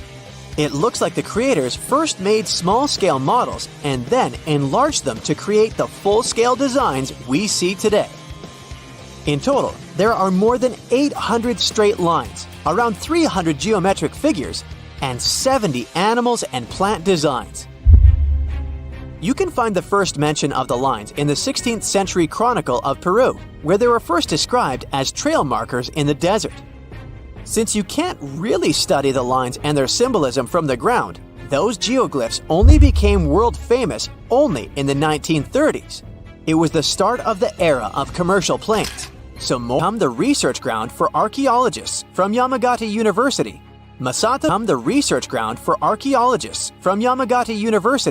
Masato Sakai, a professor of archaeology, together with others on the team, are using high-resolution aerial photography and drones to discover and catalog the lines. They found images of humans, camelids, birds, orca whales, cats, and snakes, most likely created between 100 before current era and 300 current era. Some of the images are around 10 to 20 feet long, and that's why they were pretty tricky to notice. The largest geoglyphs are 1,200 feet across, which is about the height of the Empire State Building. The researchers believe the Nazca lines were a form of communication in the desert for their creators. The linear ones pointed the direction from valley to valley. The ones drawn on slopes seem to have been drawn along ancient pathways between settlements. Professor Sakai explains that discovering new lines is tricky. Some of them are so poorly preserved that it's hard to spot them in aerial photos. There are also irrigation systems and roads all across the Nazca region, and it complicates the task. And that's where AI comes in handy. The team showed it pictures of previously explored Nazca lines so it could learn what to look for. Then, AI went through tons of footage taken from planes and satellites and also laser data from previous surveys to identify the lines scientists hadn't found before. The system works 21 times faster than humans, and it made some curious discoveries. Scientists then traveled to the locations it chose to verify the findings. In 2019, AI helped to discover a humanoid-shaped character with a rectangular head who is holding a stick and wearing a headdress. It became a real puzzle for the scientists trying to understand the creature's role in ancient society. The little guy is neighbors with another famous geoglyph. It's a hermit, which is a subgroup of hummingbirds that lives in the forested regions of northern and eastern Peru. The largest of the recently found geoglyphs is a pair of legs. It's more than 250 feet across, about 4/5 as tall as Big Ben. Could be an homage to some ancient supermodel. The fish and the bird are around 4 times smaller. Why they are where they are is still a mystery. Listing new geoglyphs isn't the only way AI is helping scientists. It's doing a lot of good for astronomy. It analyzes vast amounts of astronomical data and uses its algorithms to identify patterns, classify celestial objects, and even predict new events. For example, AI models have been developed to detect and categorize galaxies, search for exoplanets, and identify rare cosmic phenomena. It also helped analyze data obtained by the Kepler mission to discover new Earth-sized planets circling other stars. AI is also transforming the field of chemistry. Machine learning algorithms can predict chemical reactions, discover new compounds, and optimize chemical processes. All of this helps scientists save a lot of time and resources in the labs. If you've ever written a thesis, you know that analyzing vast chunks of information can take forever. Now imagine you need to analyze the archives of the British Library's national newspaper. It's piles and piles of history. So, researchers are teaming up with the curators to develop special software that can analyze the vast amounts of data extracted from these collections. Computational linguists and historians will be able to delve deep into the past and get some insights into changes in society and culture. They'll focus on key periods and track how advancements in technology shaped various aspects of society. AI even helps in the conservation of seals. It's really expensive and challenging to monitor certain species of those cutie pies living in the sea ice zone. Using high-resolution satellites, researchers can now identify the seals in photos, which already helps. But manually counting seals across huge areas of ice is like putting together a jigsaw puzzle of a blue sky consisting of 1 million pieces. It takes a lot of patience, and different analysts come up with different results. Machine learning algorithms can be trained to recognize and distinguish seals in satellite imagery and count them automatically. Researchers can then use this accurate data to monitor seal populations over time and study their behavior and habitat more effectively. A comfortable abode with a gorgeous view of the Mediterranean Sea will serve as a perfect rain shelter. Well, this is what a real estate advertisement might have looked like for Neanderthals 100,000 years ago. Welcome to the weird and wonderful caves you could live in, or not. Of course, back then, neither real estate and advertising had been invented yet. Never mind the fact that Neanderthals couldn't build houses and often lived in caves. Yet, one of those caves looks an awful lot like a residential building. It's situated inside a high limestone cape called the Rock of Gibraltar. If the Neanderthals had had an economy, the caves inside this rock would have cost a bundle. Navigators discovered it in 1907. They just spotted a big hole inside the fortified rock. For many years, scientists have studied this place and found some traces of Neanderthals. They discovered ancient tools in the cave and bones of old animals. But the coolest thing was, they found 4 caves inside the rock. It was like a residential complex. Neanderthals lived alongside neighbors and helped each other hunt and fish. They created feather decorations and painted abstract drawings on the walls. Imagine our ancient predecessors hanging out in these caves 100,000 years ago. And now, scientists hang out there and study the primeval past of Neanderthals in detail. At the end of 2021, archaeologists uncovered a gap inside one of the caves leading to an unknown tunnel. They crawled through this hole and opened a new space under the cave roof. This place has been closed off from the outside world for over 40,000 years. And it seems it was one of the most prestigious apartments in the entire mountain complex. It has high ceilings with ancient stalactites. The ruined stone curtains divided the apartment into several rooms. Scientists also found the remains of ancient animals and scratches on the walls. It seems that Neanderthals had never lived here, but they used to visit this place. Archaeologists found the shell of a sea snail called dog whelk. One of the Neanderthals brought it here for some reason, but the primary owners of this place were hyenas. These caves show that Neanderthals were closer to humans than to monkeys. They had a way of life and even some customs. There's still a lot of work ahead, and scientists hope to find new rooms inside this rock. Meanwhile, in 2003, archaeologists discovered another early dwelling on the Isle of Flores in Indonesia. Among the green jungle, they found a cave with ancient tools. At first, everyone thought the human ancestors lived here, but then scientists discovered an unusual skeleton of an adult. A thorough analysis showed the skeleton belonged to a 30-year-old woman, 3.5 feet tall, just above the waist of an average adult. The woman's weight was equal to the weight of an adult shepherd. The skeleton didn't belong to Neanderthals or Australopithecines. It was a new unknown species, which scientists called Homo floresiensis, or simply the Hobbit. Also, there were remains of unusual ancient animals in the cave. It was an elephant the size of a cow, some large storks, and giant rats. Archaeologists have found out that hobbits were not the owners of this place. The main inhabitants were the rats the size of a cat. Maybe they were fighting the hobbits. Some analysis shows that Homo floresiensis wasn't our direct ancestor. They were in a separate branch of evolution. The hobbit skeleton looks more like that of a monkey than of modern humans. In 2009, in the dense jungle of Vietnam, archaeologists discovered Son Don, the largest cave in the world. If you go inside the cave and shout, you'll hear your echo a long time. In some places, the height of this cave reaches half the height of the Empire State Building, and the total area is larger than one central block of New York.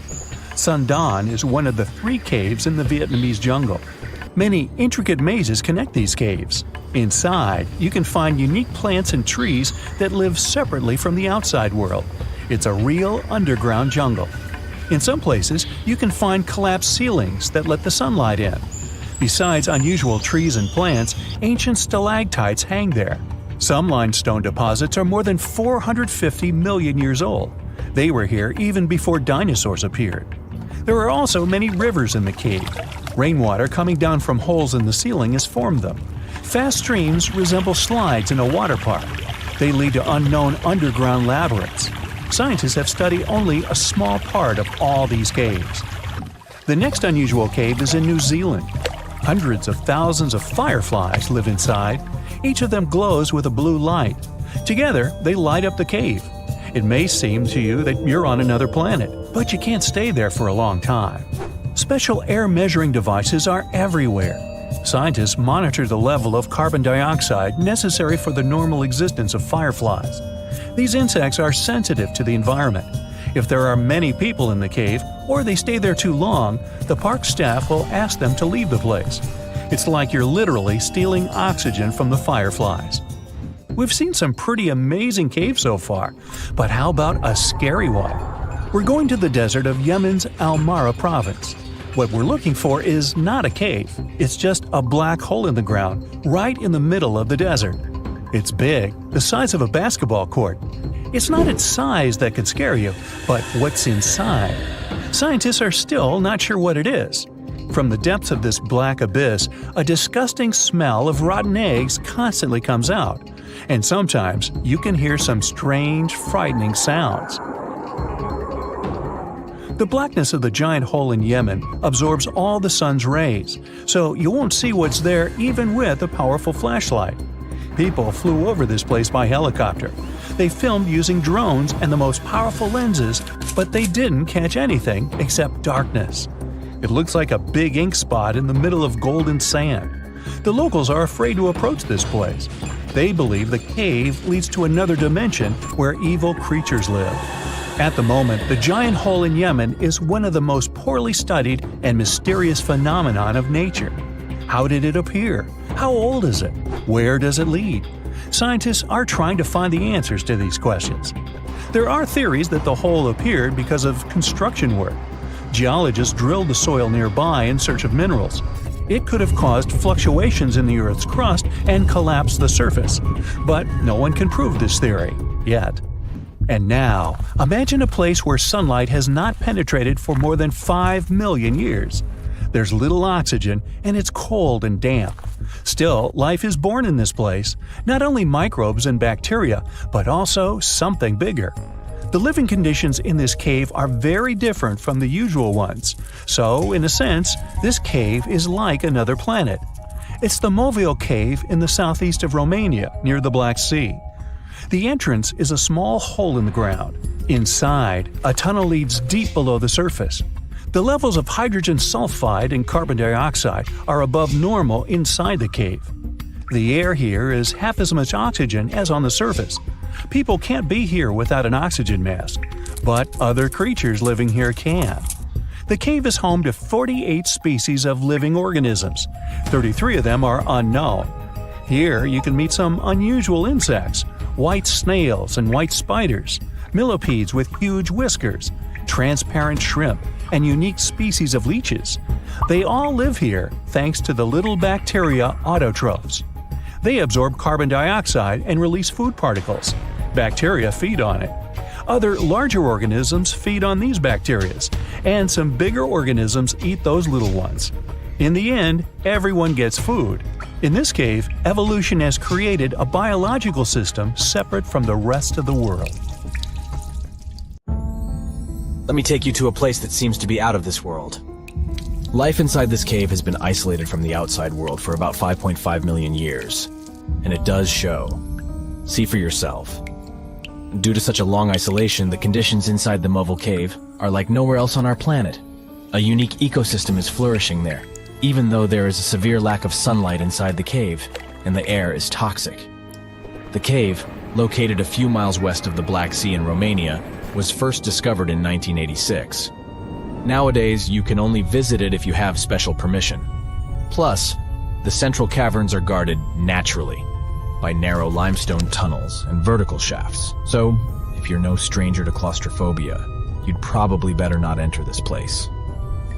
In the depth of the cave, the air has twice less oxygen than the air outside. Instead, it contains a lot of carbon dioxide and hydrogen sulfide. So not the freshest air you can breathe. It's also pitch black inside the cavern. But despite, or should I say, thanks to, this cocktail of extremely harsh conditions, the site is a true goldmine for biologists. Shockingly, life seems to be booming here. In a 1996 study, scientists identified 48 species, and 33 of them were unique to the cave. Most of the creatures inhabiting the cave are tiny, with long limbs and antennae that help them navigate in the dark. They have no vision and lack pigment, and it makes sense. Why would you need to be able to see if you live in total darkness? And why would you need to be pretty and colorful with no one to see you? Now, I'm going to take you to another cave. It's no less amazing, but looks very different. This is the Giant Crystal Cave, aka the Cave of the Crystals, in Mexico. These ginormous crystals were found in 2000 by a mining company after the water was pumped out of the cave. 2 miners then saw the crystals after entering the drying cave on foot. These awe-inspiring crystals are actually massive gypsum pillars hidden 984 feet underground. They're anchored to the walls and the floor of the scorching hot cave. Scientists estimate that the crystals could have been already growing for 500,000 years. That's why many of them are so long and wide that you can walk across them.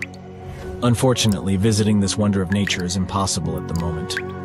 But maybe it's for the better, since the Giant Crystal Cave is a dangerous place that can easily turn into a trap. For tens of thousands of years. Another problem. Star dunes often form in remote locations, which makes them extremely difficult to study. Imagine reaching the nearest settlement, then somehow traveling who knows how many miles to the dune itself, and then slogging up several hundred feet of shifting sand. I'll pass. But you can go since you've already landed, and the dune is right here in front of you. Currently, you're in a dune field called Erg Shabi.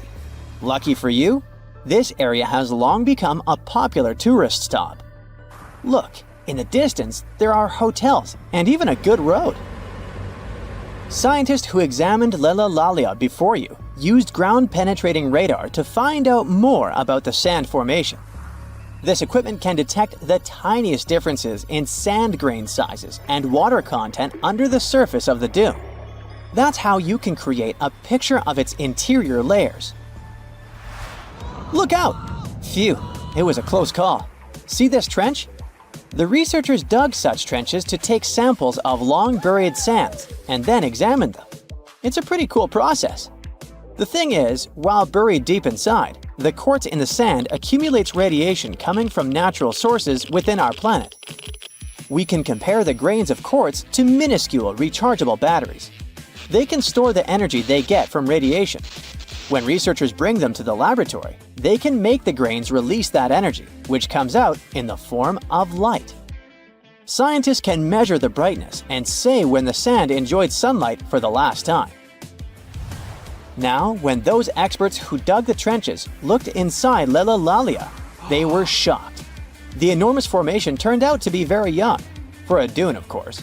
You'd expect a dune that is several hundred feet tall to be pretty old, like thousands or tens of thousands of years. But that wasn't the case. Well, at least not entirely. The upper part of the dune has turned 900 just recently. But look at the sand near the base of the dune. Yep, right there. Well, it was buried there around 12 or 13,000 years ago, representing ancient dunes in the area. Those good old dunes were active for a couple thousand years, and then something went wrong. Because for a whopping 8,000 years, the sand wasn't accumulating there. A mystery? Scientists might have an explanation. You see, the first part of this quiet period occurred during the time when the climate became warm and wet. Yep, even in the Sahara. It happened about 11,700 years ago. It was the end of the last ice age and the beginning of a new era, the Holocene. And guess what? The Sahara went green. It started blooming like your local botanic garden. Plants started popping up all over the place, stabilizing the sand. If you had visited the Sahara during that period, you wouldn't have recognized this place. But you would have likely come across humans wandering marshy landscapes and hunting for food. Researchers have found pottery fragments and stone tools on one side of Lelalalia. That's true. As sand dunes form and then shift throughout their lives, they swallow and protect ancient remnants of life. Just dig well enough and you might find something that will provide you with a window into the past. It can be ancient fossils, anything from fossilized shells and corals to prehistoric plants. Those can offer precious insights into the history of our planet and the living beings once inhabiting certain regions. Now, it might come as a shock, but in the Sahara Desert, scientists have uncovered well-preserved marine reptiles and fossilized fish within the layers of those ancient sand dunes. They are the remains from the time when the Sahara was covered with a sea millions of years ago. Anyway, it's time to leave that ancient paradise if you want to survive. 4,000 years ago, the wet period came to an end, and the Sahara dried out again.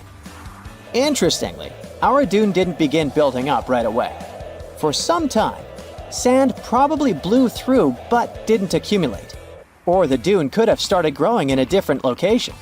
And it's a valid theory since scientists have discovered recently that Lelalalia shifts around 1.6 feet every year.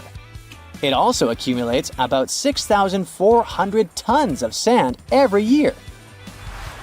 Now, if you've been inspired by your dune trip and are now eager to explore more of them, I've got some unpleasant news for you. Unfortunately, although there might be star dunes locked in sandstones around the globe, they're super tricky to detect. The problem is, dunes are huge, but they lack a single distinguishing feature. So you'd really need large exposed beds of rock if you want to get a wide enough view to identify a star dune. On the bright side, there surely are places where it might be possible to do such research, but you should be ready to know that it might be just a set of various features that look like other dunes. But if you combine them, you'll say, it's likely to be a star dune. Comment below if you'd like to go on a trip in search of a star dune. Meanwhile, we'll continue our journey. You decide to have some rest and start climbing down the side of the dune. That's when you begin hearing it. Terrible, haunting sounds. Are there ghosts nearby? Worry not, you're safe. You might have heard of a phenomenon called singing sands. As you walk down some sandy slopes, you disturb the grains of sand. They rub against each other, producing friction that creates those eerie melodies. With each step, the sand beneath your feet comes alive in a ghostly choir of whistles and whispers. The sounds range from low hums to loud, high-pitched wails, as if an otherworldly symphony is echoing through the dunes. But of course, scientists have their own very practical explanation, attributing this phenomenon to the right atmospheric conditions combined with the unique size, shape, and moisture content of the grains. Now you've almost made it all the way to the bottom of the dune, but beware of slip faces. When a sand dune reaches a certain steepness, it develops a slope. That's the very slip face I was talking about. This slope is usually on the leeward side of the dune and sheltered from the prevailing wind. Sand grains start accumulating on the windward side, slowly creeping along the dune's gentle slope. At one point, they reach the top. Gravity takes over and they start sliding down, triggering a cascading effect. It looks like a miniature sand avalanche, and I wouldn't want to end up in its way. Brighter green plants might give us a warning when a volcano is stirring. Turns out, unlike earthquakes, which are super unpredictable, volcanoes can sometimes show early signs. Plants growing around volcanoes look healthier when volcanic activity ramps up because they thrive on increased carbon dioxide levels, a gas that volcanoes emit during eruptions and through underground magma. They also turn browner when the volcanic activity peaks, likely due to harmful gases and heat harming the vegetation. Scientists use satellites to figure this all out. They analyzed satellite data spanning from 1984 to 2022. Future changes might be tracked through satellite imagery as well. Now, this isn't easy to measure directly, especially when volcanoes are tucked away in hard-to-reach, lush areas, such as Taal Volcano in the Philippines and Mount Etna in Italy. This way, plants could give us a heads up about volcanic eruptions years before they happen. With this new weird method, we could save nearby communities by enhancing safety measures, minimizing property damage, and improving evacuation plans. Volcanoes and plants are often tied in mysterious ways. For example, volcanic eruptions in Krakatoa, Indonesia, gave a surprising boost to saguaro cacti in Arizona's Sonora Desert, even though they're thousands of miles away. When the infamous Krakatoa volcano erupted in the 19th century, it sent shockwaves around the world and suddenly helped nurture a generation of saguaros. These incredible cacti can be up to 40 feet tall as adults, but they start life as tiny seedlings that struggle to survive in the desert's harsh conditions. However, thanks to the cooler and wetter conditions caused by volcanic eruptions like Krakatoa, they can get unbelievable growth spurts. Chillier summers and milder winters that follow such eruptions create perfect conditions for young saguaro, which usually don't make it due to extreme heat and cold. But volcanoes not only influence plants, they're also Earth's jewelry makers. Deep beneath the surface, in the fiery heart of a volcano, conditions are just right to form dazzling gems. When volcanoes erupt, they can bring these treasures up to the surface. One of the most famous gems created by volcanic activity is the diamond. They're usually found in a rare type of volcanic rock called kimberlite, which forms deep within the Earth under extreme pressure and temperature. Millions of years ago, kimberlite eruptions, small but powerful volcanic events, hauled diamonds from deep within the Earth. This created sources for many of today's diamond mines. Now, these eruptions didn't happen just anywhere, but originated from the stable hearts of continents, known as cratons. They were bursting forth from as deep as 75 miles underground. Fueled by a mix of carbon dioxide and water, they were like natural rockets, blasting through the Earth to form carrot-shaped channels filled with diamond-laden rocks. Recently, scientists have delved into why these eruptions happen. They suggested that the breakup of ancient supercontinents like Pangaea disrupted the mantle's flow underneath, triggering these spectacular kimberlite eruptions. When a volcano that hosts kimberlite erupts, it can propel these precious stones toward the surface, where we eventually find them. There are other gems that can be found in solidified lava, like peridot, a bright green stone that forms in the molten rock of the upper mantle and is brought to the surface by volcanic activity. There's also obsidian, a shiny glass-like rock that forms when lava cools rapidly. And then there are some insane rocks, like the ones that can hold water in them, even in lava. The deeper we dive in volcanoes, the rarer are the gems we can find. If we dive into the thick layer known as the mantle, we might find olivine, a resilient, pretty green mineral that makes up about half of this layer. It loves high temperatures and happily forms in lava, eventually crystallizing into the igneous rocks we find scattered across the Earth's surface thanks to volcanic eruptions. As olivine cools, it starts to crystallize. Sometimes these crystals are tiny, but other times they grow large and can be polished into beautiful gemstones used in jewelry or industrial processes like metal casing. But as we venture deeper, About 250 miles down, olivine undergoes a fascinating transformation. Here we encounter the layer that's called the transition zone. In the transition zone, the pressure is intense and the heat is on the rise. In this place, olivine morphs into exotic materials like wadleysite and ringwoodite. They show a lovely blue-green hue and a glossy sheen. While they're too rare and small for jewelry, they have a unique ability to hold water within their structures, not as droplets, but as hydrogen and oxygen components, making up to 3% of their volume. Later, it turned out that the transition zone is not just a pressure cooker for minerals. Make all these different volcanoes erupt together because of how tectonics work. Now, that doesn't mean we won't see interesting volcano activity in the future. Take an underwater area near British Columbia, where recently about 200 small earthquakes per hour have been noted. Deep beneath the Pacific Ocean floor, off the coast of Vancouver Island, magma is set to erupt, heating the water so much that it'll bubble like soda. However, this event will likely go unnoticed by anyone other than scientists. The anticipated eruption will most likely happen around 3 miles below the ocean surface. Scientists explain that the earthquakes range from negative to 4.1 magnitude, meaning only those nearby would feel any tremors. This unusual activity gives us a rare opportunity to study how the Earth's crust forms. The magma beneath the ocean floor is estimated to be almost 1,500 degrees Fahrenheit, but will cool rapidly upon eruption and contact with water. This runny rock will solidify upon contact with the seafloor, turning black quickly. This event will be useful for biologists too, who will have the opportunity to study the marine animal's response to any changes, like run! Antarctica, often seen as a vast icy continent, also holds a volcanic surprise beneath its frozen surface.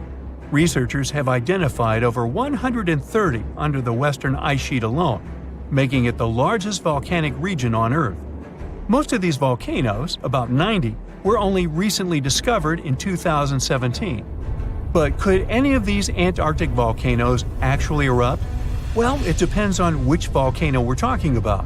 While these formations are relatively young in geologic terms, it's hard for scientists to tell if they're still active or not. There are only 2 confirmed active volcanoes in Antarctica, Deception Island and Mount Erebus.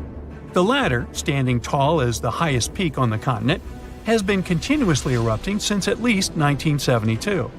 It's known for emitting gas and steam, and sometimes even throwing out rocks in what are called strombolian eruptions. One of its most notable features is a persistent lava lake in its crater, a rare phenomenon due to specific conditions needed to keep the surface molten.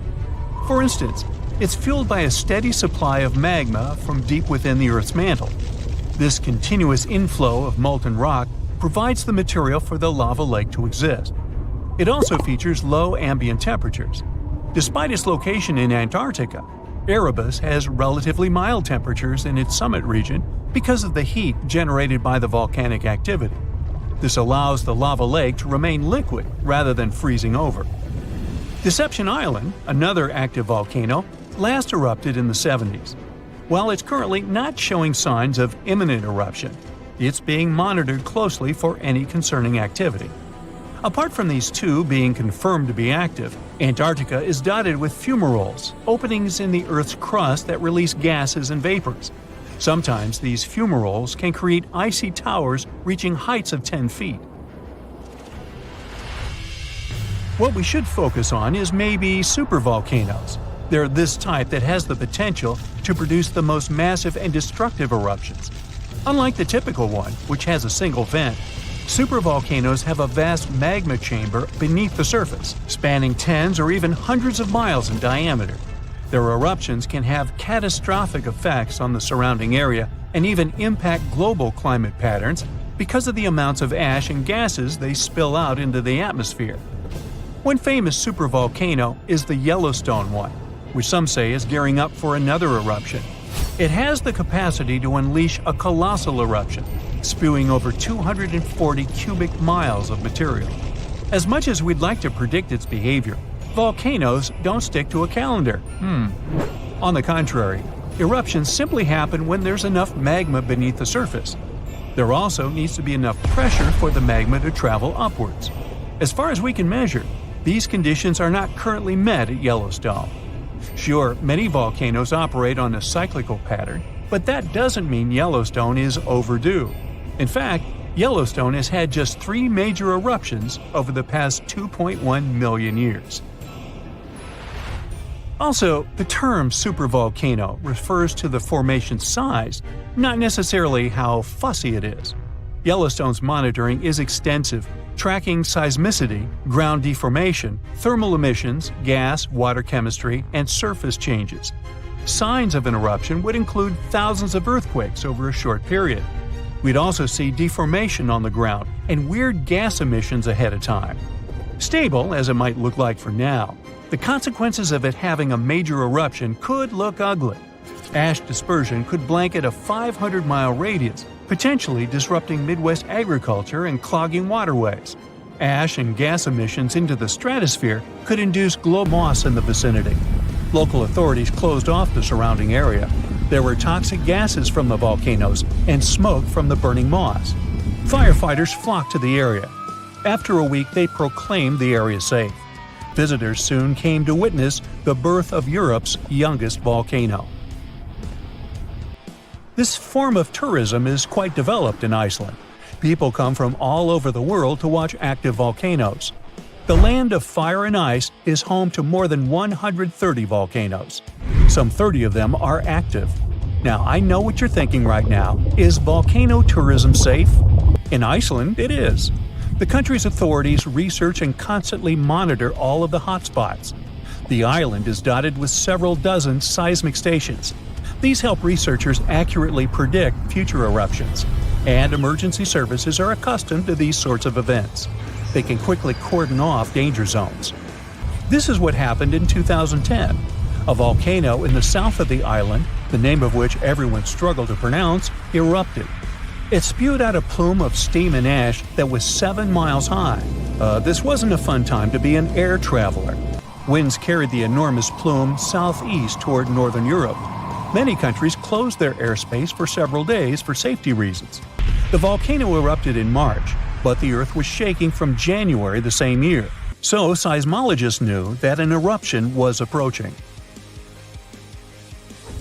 When it comes to the continent's youngest volcano, the tourist infrastructure is already there. Visitors can leave their cars at a designated parking lot. Then they go on a 5-hour-long trek. This leads to a viewing deck. Surface starts its journey here. You could say that these plates float on molten rock. Their boundaries are unstable, so when two plates grind past each other, they release tremendous amounts of energy. The formation of volcanoes is one result. These are places where the molten rock travels upward to the surface. Iceland began to form some 60 million years ago. The tectonic plates under the ocean drifted apart years ago. Enough lava piled up on the surface to create solid ground. This ancient rock is under the waves today.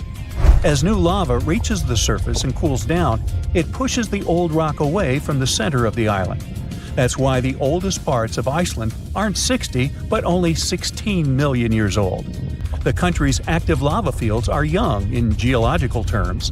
Some of them are under 1,000 years old. Scientists consider the island a hot spot for volcanoes, pun intended. Nearly a third of the basaltic lava that reaches the Earth's surface in recorded history came from Icelandic eruptions. Fissure swarms, like the ones before the 2023 eruption, cover 30% of the Nordic country. For this reason, only a quarter of the island is inhabited. Norse Vikings were the first people to settle in Iceland at the beginning of the 10th century. Nature threw them a loud welcoming party. Just a few years after their arrival, they witnessed one of the greatest volcanic eruptions in history. Vikings came from a region without volcanoes, so they had no clue as to what was going on. Today, Icelanders are used to such events. This is good because their homeland is entering a new era of volcanic activity. Volcanologists suspect that recent events are an introduction to decades of more frequent eruptions. The peninsula that is home to Earth's youngest volcano is just 17 miles southwest of Iceland's capital city. It's been dormant for a long time. Present-day eruptions there are a reminder that the natural processes that created Iceland are still ongoing. Recently, scientists discovered that there's a historical link between volcanic eruptions in the north of Europe and glaciers. Our planet went through at least 5 major ice ages. These were exceptionally lengthy periods when the average temperature on Earth dropped. The result was the expansion of ice sheets across northern Europe and North America. The last ice age ended some 10,000 years ago. Researchers are still trying to fully understand how these glacial periods affected volcanic activity. They suspect that the sheer weight of all that ice disrupts the flow of magma underground. When glaciers retreat, the pressure is lifted. This makes it easier for lava to flow upward to the surface where it bursts.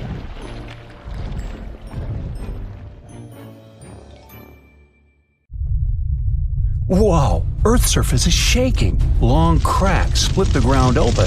Lava rivers are rapidly flowing down the slopes. Deafening noise is filling the air. Rocks and other debris are flying high up. Clouds of volcanic gas and ash cover the sky. Now, this is not a plot of a blockbuster disaster movie. It's what happens when supervolcanoes decide to erupt. But this is likely not the scenario that will take place when the world's largest volcano, Mauna Loa, decides to finish its long nap. In 2021, scientists were sure it would happen soon, but so far, nothing. The volcano's seismicity keeps increasing and then going back to normal, but you never know when this giant will finally come back to life. That's why experts have been monitoring geological activity on Hawaii's largest island for quite some time. The Big Island of Hawaii is made up of 5 volcanoes, including the most active on the planet, Kilauea, and the largest, Mauna Loa. This gigantic thing makes up almost half the landmass of the island. And what lava Kilauea emits in one day, Mauna Loa could spew out within 20 minutes. That's what it did in 1984. While Mauna Loa's smaller sibling has been throwing tantrums for a while, the giant has been slumbering ever since its last eruption. But very recently, the Hawaii Volcano Observatory has recorded more than 200 mini-earthquakes below Mauna Loa. It likely means an increased flow of magma down there. Good morning! The volcano might be waking up. Or not. If Mauna Loa did suddenly erupt, lava flows could reach the ocean and the most populated and touristy places, like Captain Cook, very quickly, in a matter of hours. In 1984, the last time the volcano erupted, lava got as far as the outskirts of Hilo on the other side of the island. That's where a campus of the University of Hawaii is found. Luckily, people had a few weeks' warning to get ready for the disaster. These days, locals have special go bags ready with the most important stuff, including documents and money. Such precautions can come in handy in case of an emergency evacuation. Even though most Mauna Loa eruptions have so far only affected the summit area, several of them sent lava all the way down to the ocean.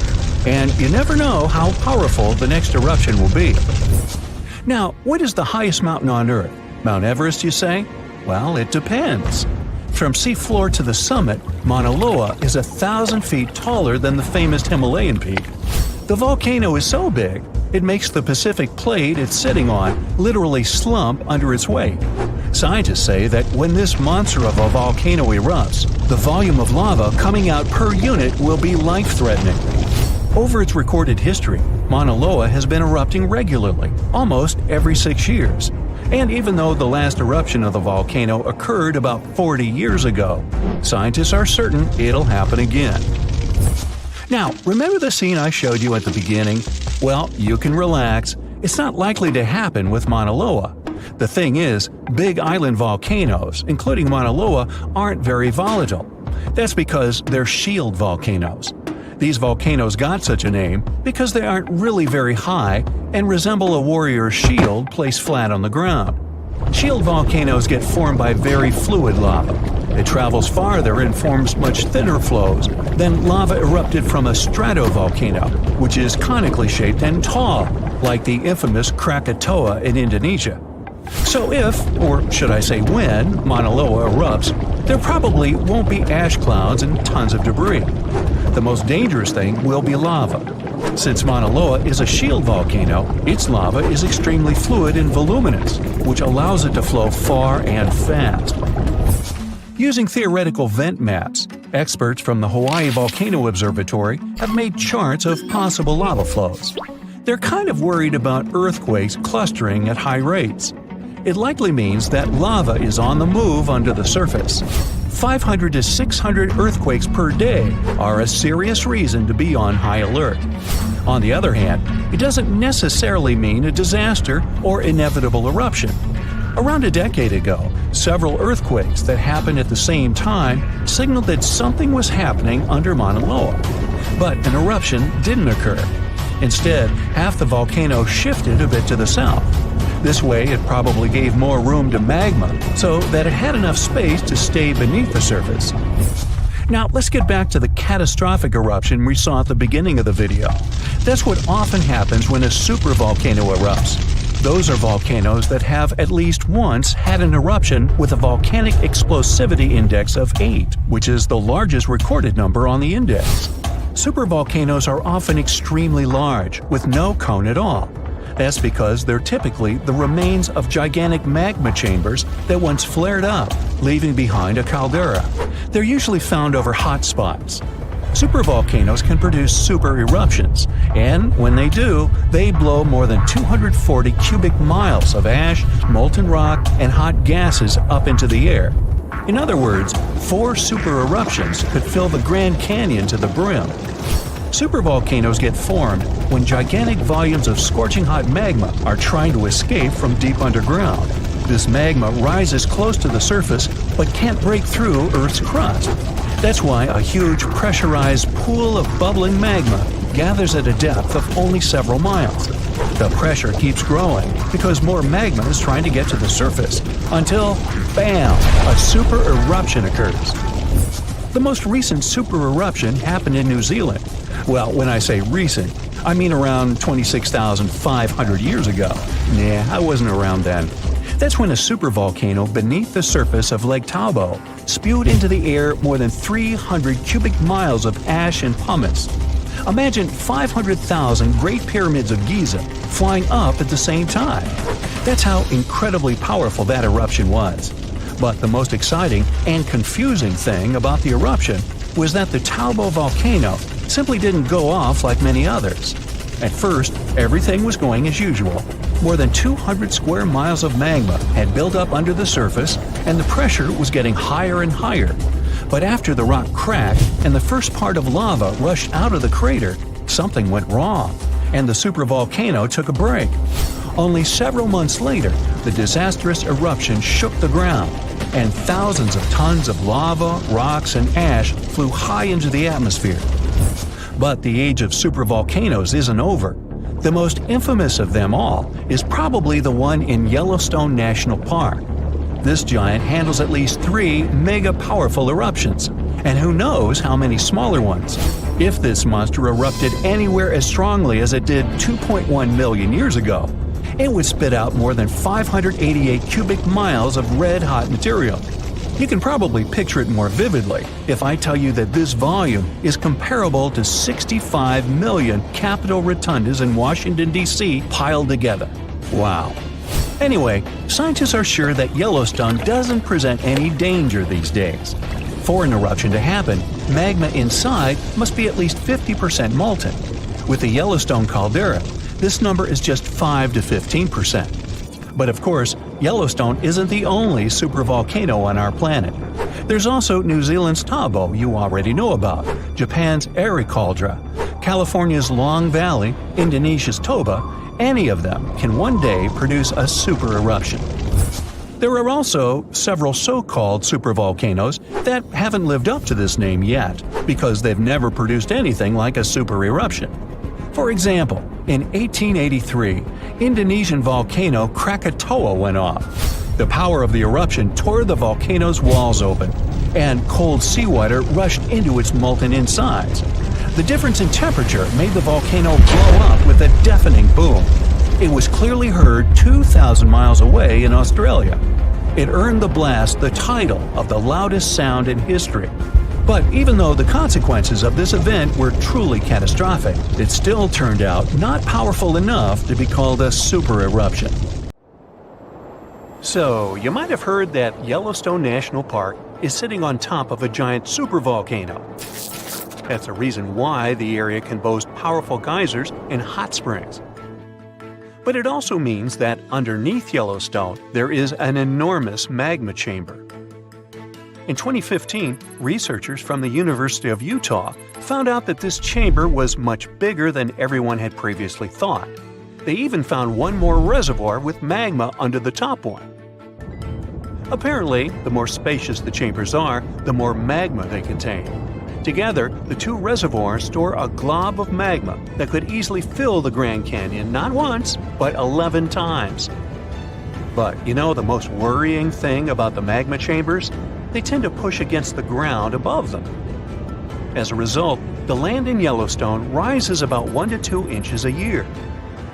On top of that, Yellowstone has the status of an active volcano, and its volcanic explosivity index, yes, there is one, is 8 out of 8. Such a high number means that if this volcano erupted, it would be an apocalyptic event. To put it into perspective, the eruption of Pinatubo in the Philippines in 1991, which is considered the most powerful in living memory, was given a mere 6 on the volcanic explosivity index. Ha, loser. Now, let's figure out if there's anything to worry about. In March 2023, the University of Utah seismograph stations recorded 354 earthquakes in the entire region of Yellowstone National Park. Sounds like a lot. But keep in mind that the most impressive event of the month was a mini earthquake of magnitude 3.7. It was part of a swarm of 106 earthquakes that began on March 29th and continued until the end of the month. Yep, earthquakes apparently also come in swarms, so be aware. Experts say that Yellowstone's seismic activity is, well, kind of more active than usual, but it's really nothing serious. A geophysicist working at Yellowstone Volcano Observatory called Michael Pollan claims that the volcano won't erupt anytime soon. For this to happen, there must be enough magma ready to erupt beneath the surface. Whew. There should also be enough pressure to cause this magma to rise. But neither of these conditions exist today. According to the expert, Yellowstone is stable now. At the same time, Pollan and his team are keeping track of all kinds of underground activity, looking for warning signs of possible eruptions. Some of them can be the frequency of earthquakes and ground deformation. Thousands of mini earthquakes, coupled with extreme changes in the surface of the ground in that area, can be alarming. The team also monitors the temperature of the park's thermal features. That's another noteworthy sign of a potential disaster. Park-wide changes in geyser activity, as well as gas and thermal emissions. So, despite the media claims that Yellowstone is due to erupt soon because the last eruption happened 70,000 years ago, that's not how volcanoes work. Experts say that it's one of the most popular misconceptions about volcanoes. They don't follow timelines. If a supereruption did happen, though, the most worrying thing for us would not be the lava flows, and not an earthquake that would most likely accompany the natural disaster. No, the worst consequence of such a supereruption would be ash and ashfall. Let's have a look at what it was like when the Yellowstone volcano erupted many years ago.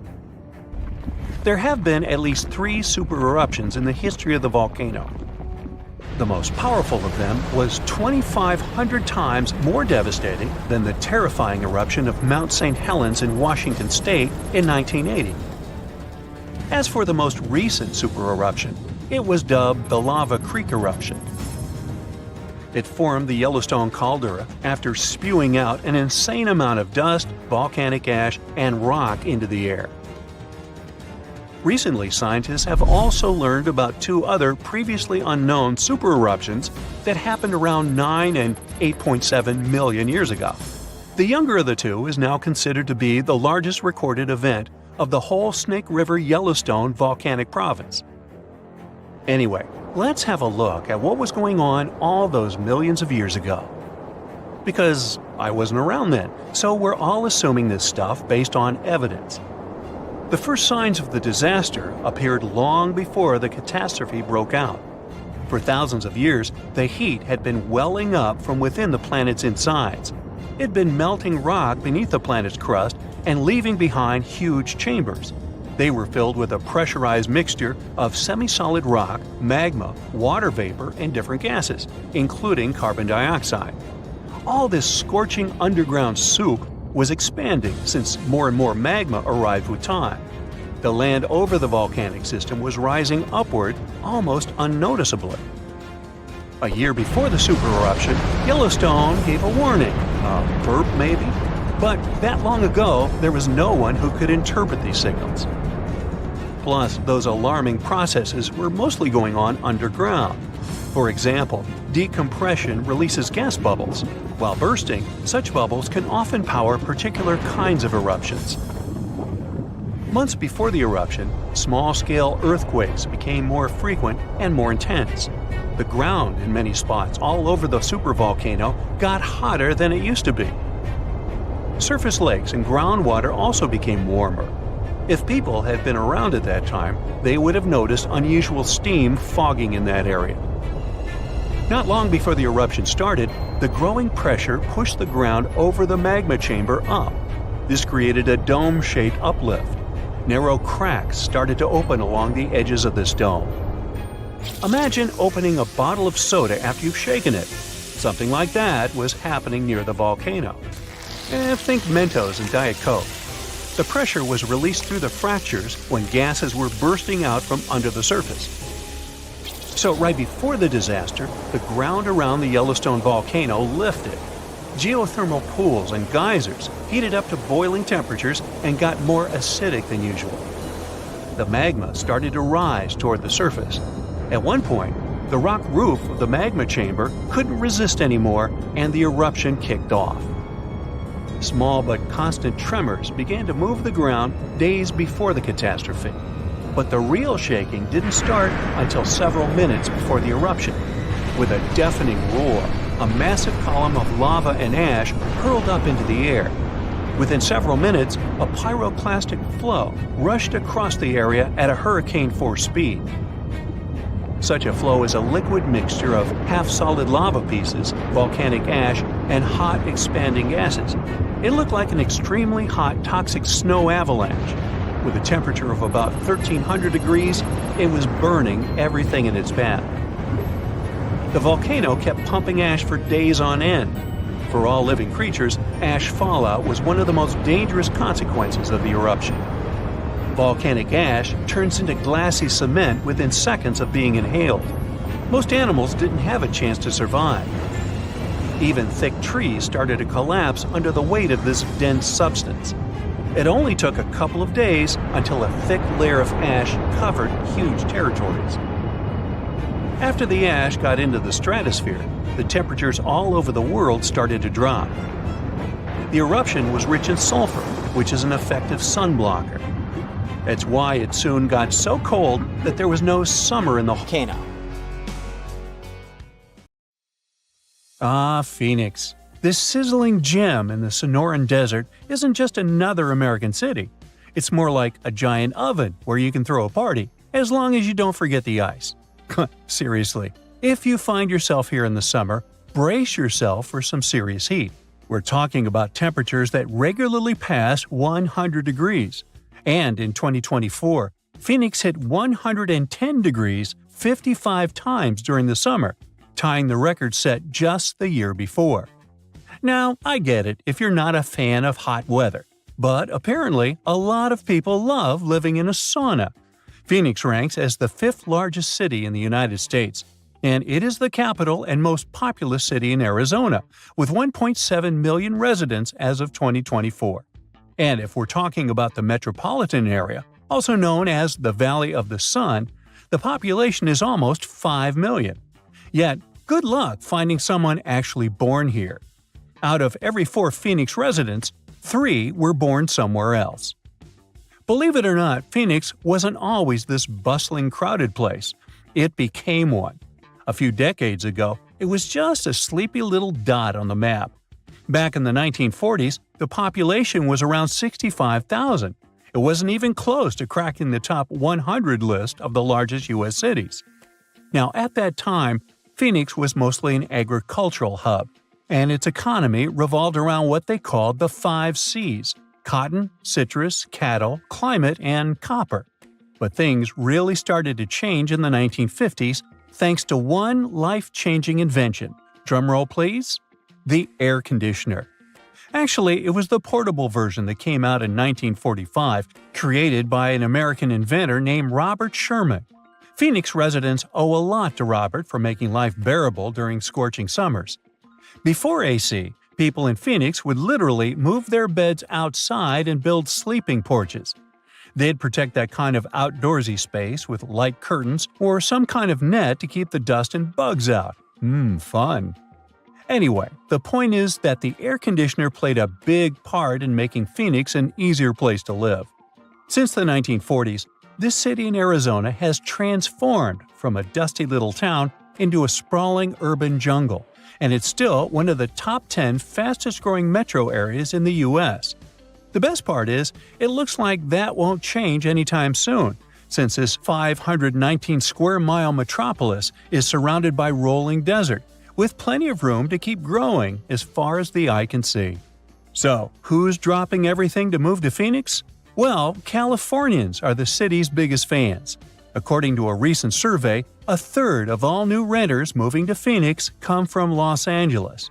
Okay, that survey might not be the most reliable since it only applies to the source's clients, but it does line up with U.S. Census Bureau data from 2019, which says that 70,000 Californians moved to Arizona in the previous year. The connection between Phoenix and LA is so strong that some people even call Phoenix the next LA. You've got to give Phoenix credit for capitalizing on its proximity to Southern California. The city offers lower taxes, fewer regulations, and lower costs of living, which makes it a magnet for businesses, especially in high-tech and service industries. So, in the 90s, Phoenix was considered a non-stop generator of jobs. In the last few years, we've seen the number of jobs only go up, and the unemployment rate has dropped by nearly half, going from 6.3 in January 2014 to 3.4 in the same month in 2024. Now, when it comes to big city problems, you can't avoid talking about traffic. But here's another reason why Phoenix is a dream city. It doesn't even come close to the traffic nightmares you find in places like LA. Estimates show that people in Los Angeles waste about 119 hours a year just sitting in traffic. But in Phoenix, it's more like 61 hours. Huge difference, huh? And let's not even start talking about the money people waste just sitting in traffic. In LA, drivers burn through about $2,440 worth of gas per year. In Phoenix, they waste 25 gallons of fuel, which ends up costing about $952. Yeah, that's still a lot of cash, but compared to LA, come on, that's a steal. Phoenix being okay in terms of traffic might have a lot to do with how the city was designed. Just take a look at a map of Phoenix. You'll notice it looks like someone took a ruler and drew perfectly straight lines for the roads. That's because the city was laid out in a grid system. This setup makes it so much easier to get around, especially compared to cities full of confusing twists, U-turns, and one-way streets. It just simplifies things, whether you're a local or a tourist. Plus, Phoenix has nice wide streets. Most cities have one major road and a bunch of narrow streets that just can't handle heavy traffic. But Phoenix has wide roads everywhere. So, when the freeways get jammed, you can just hop onto a parallel street and still get to work without stressing out too much.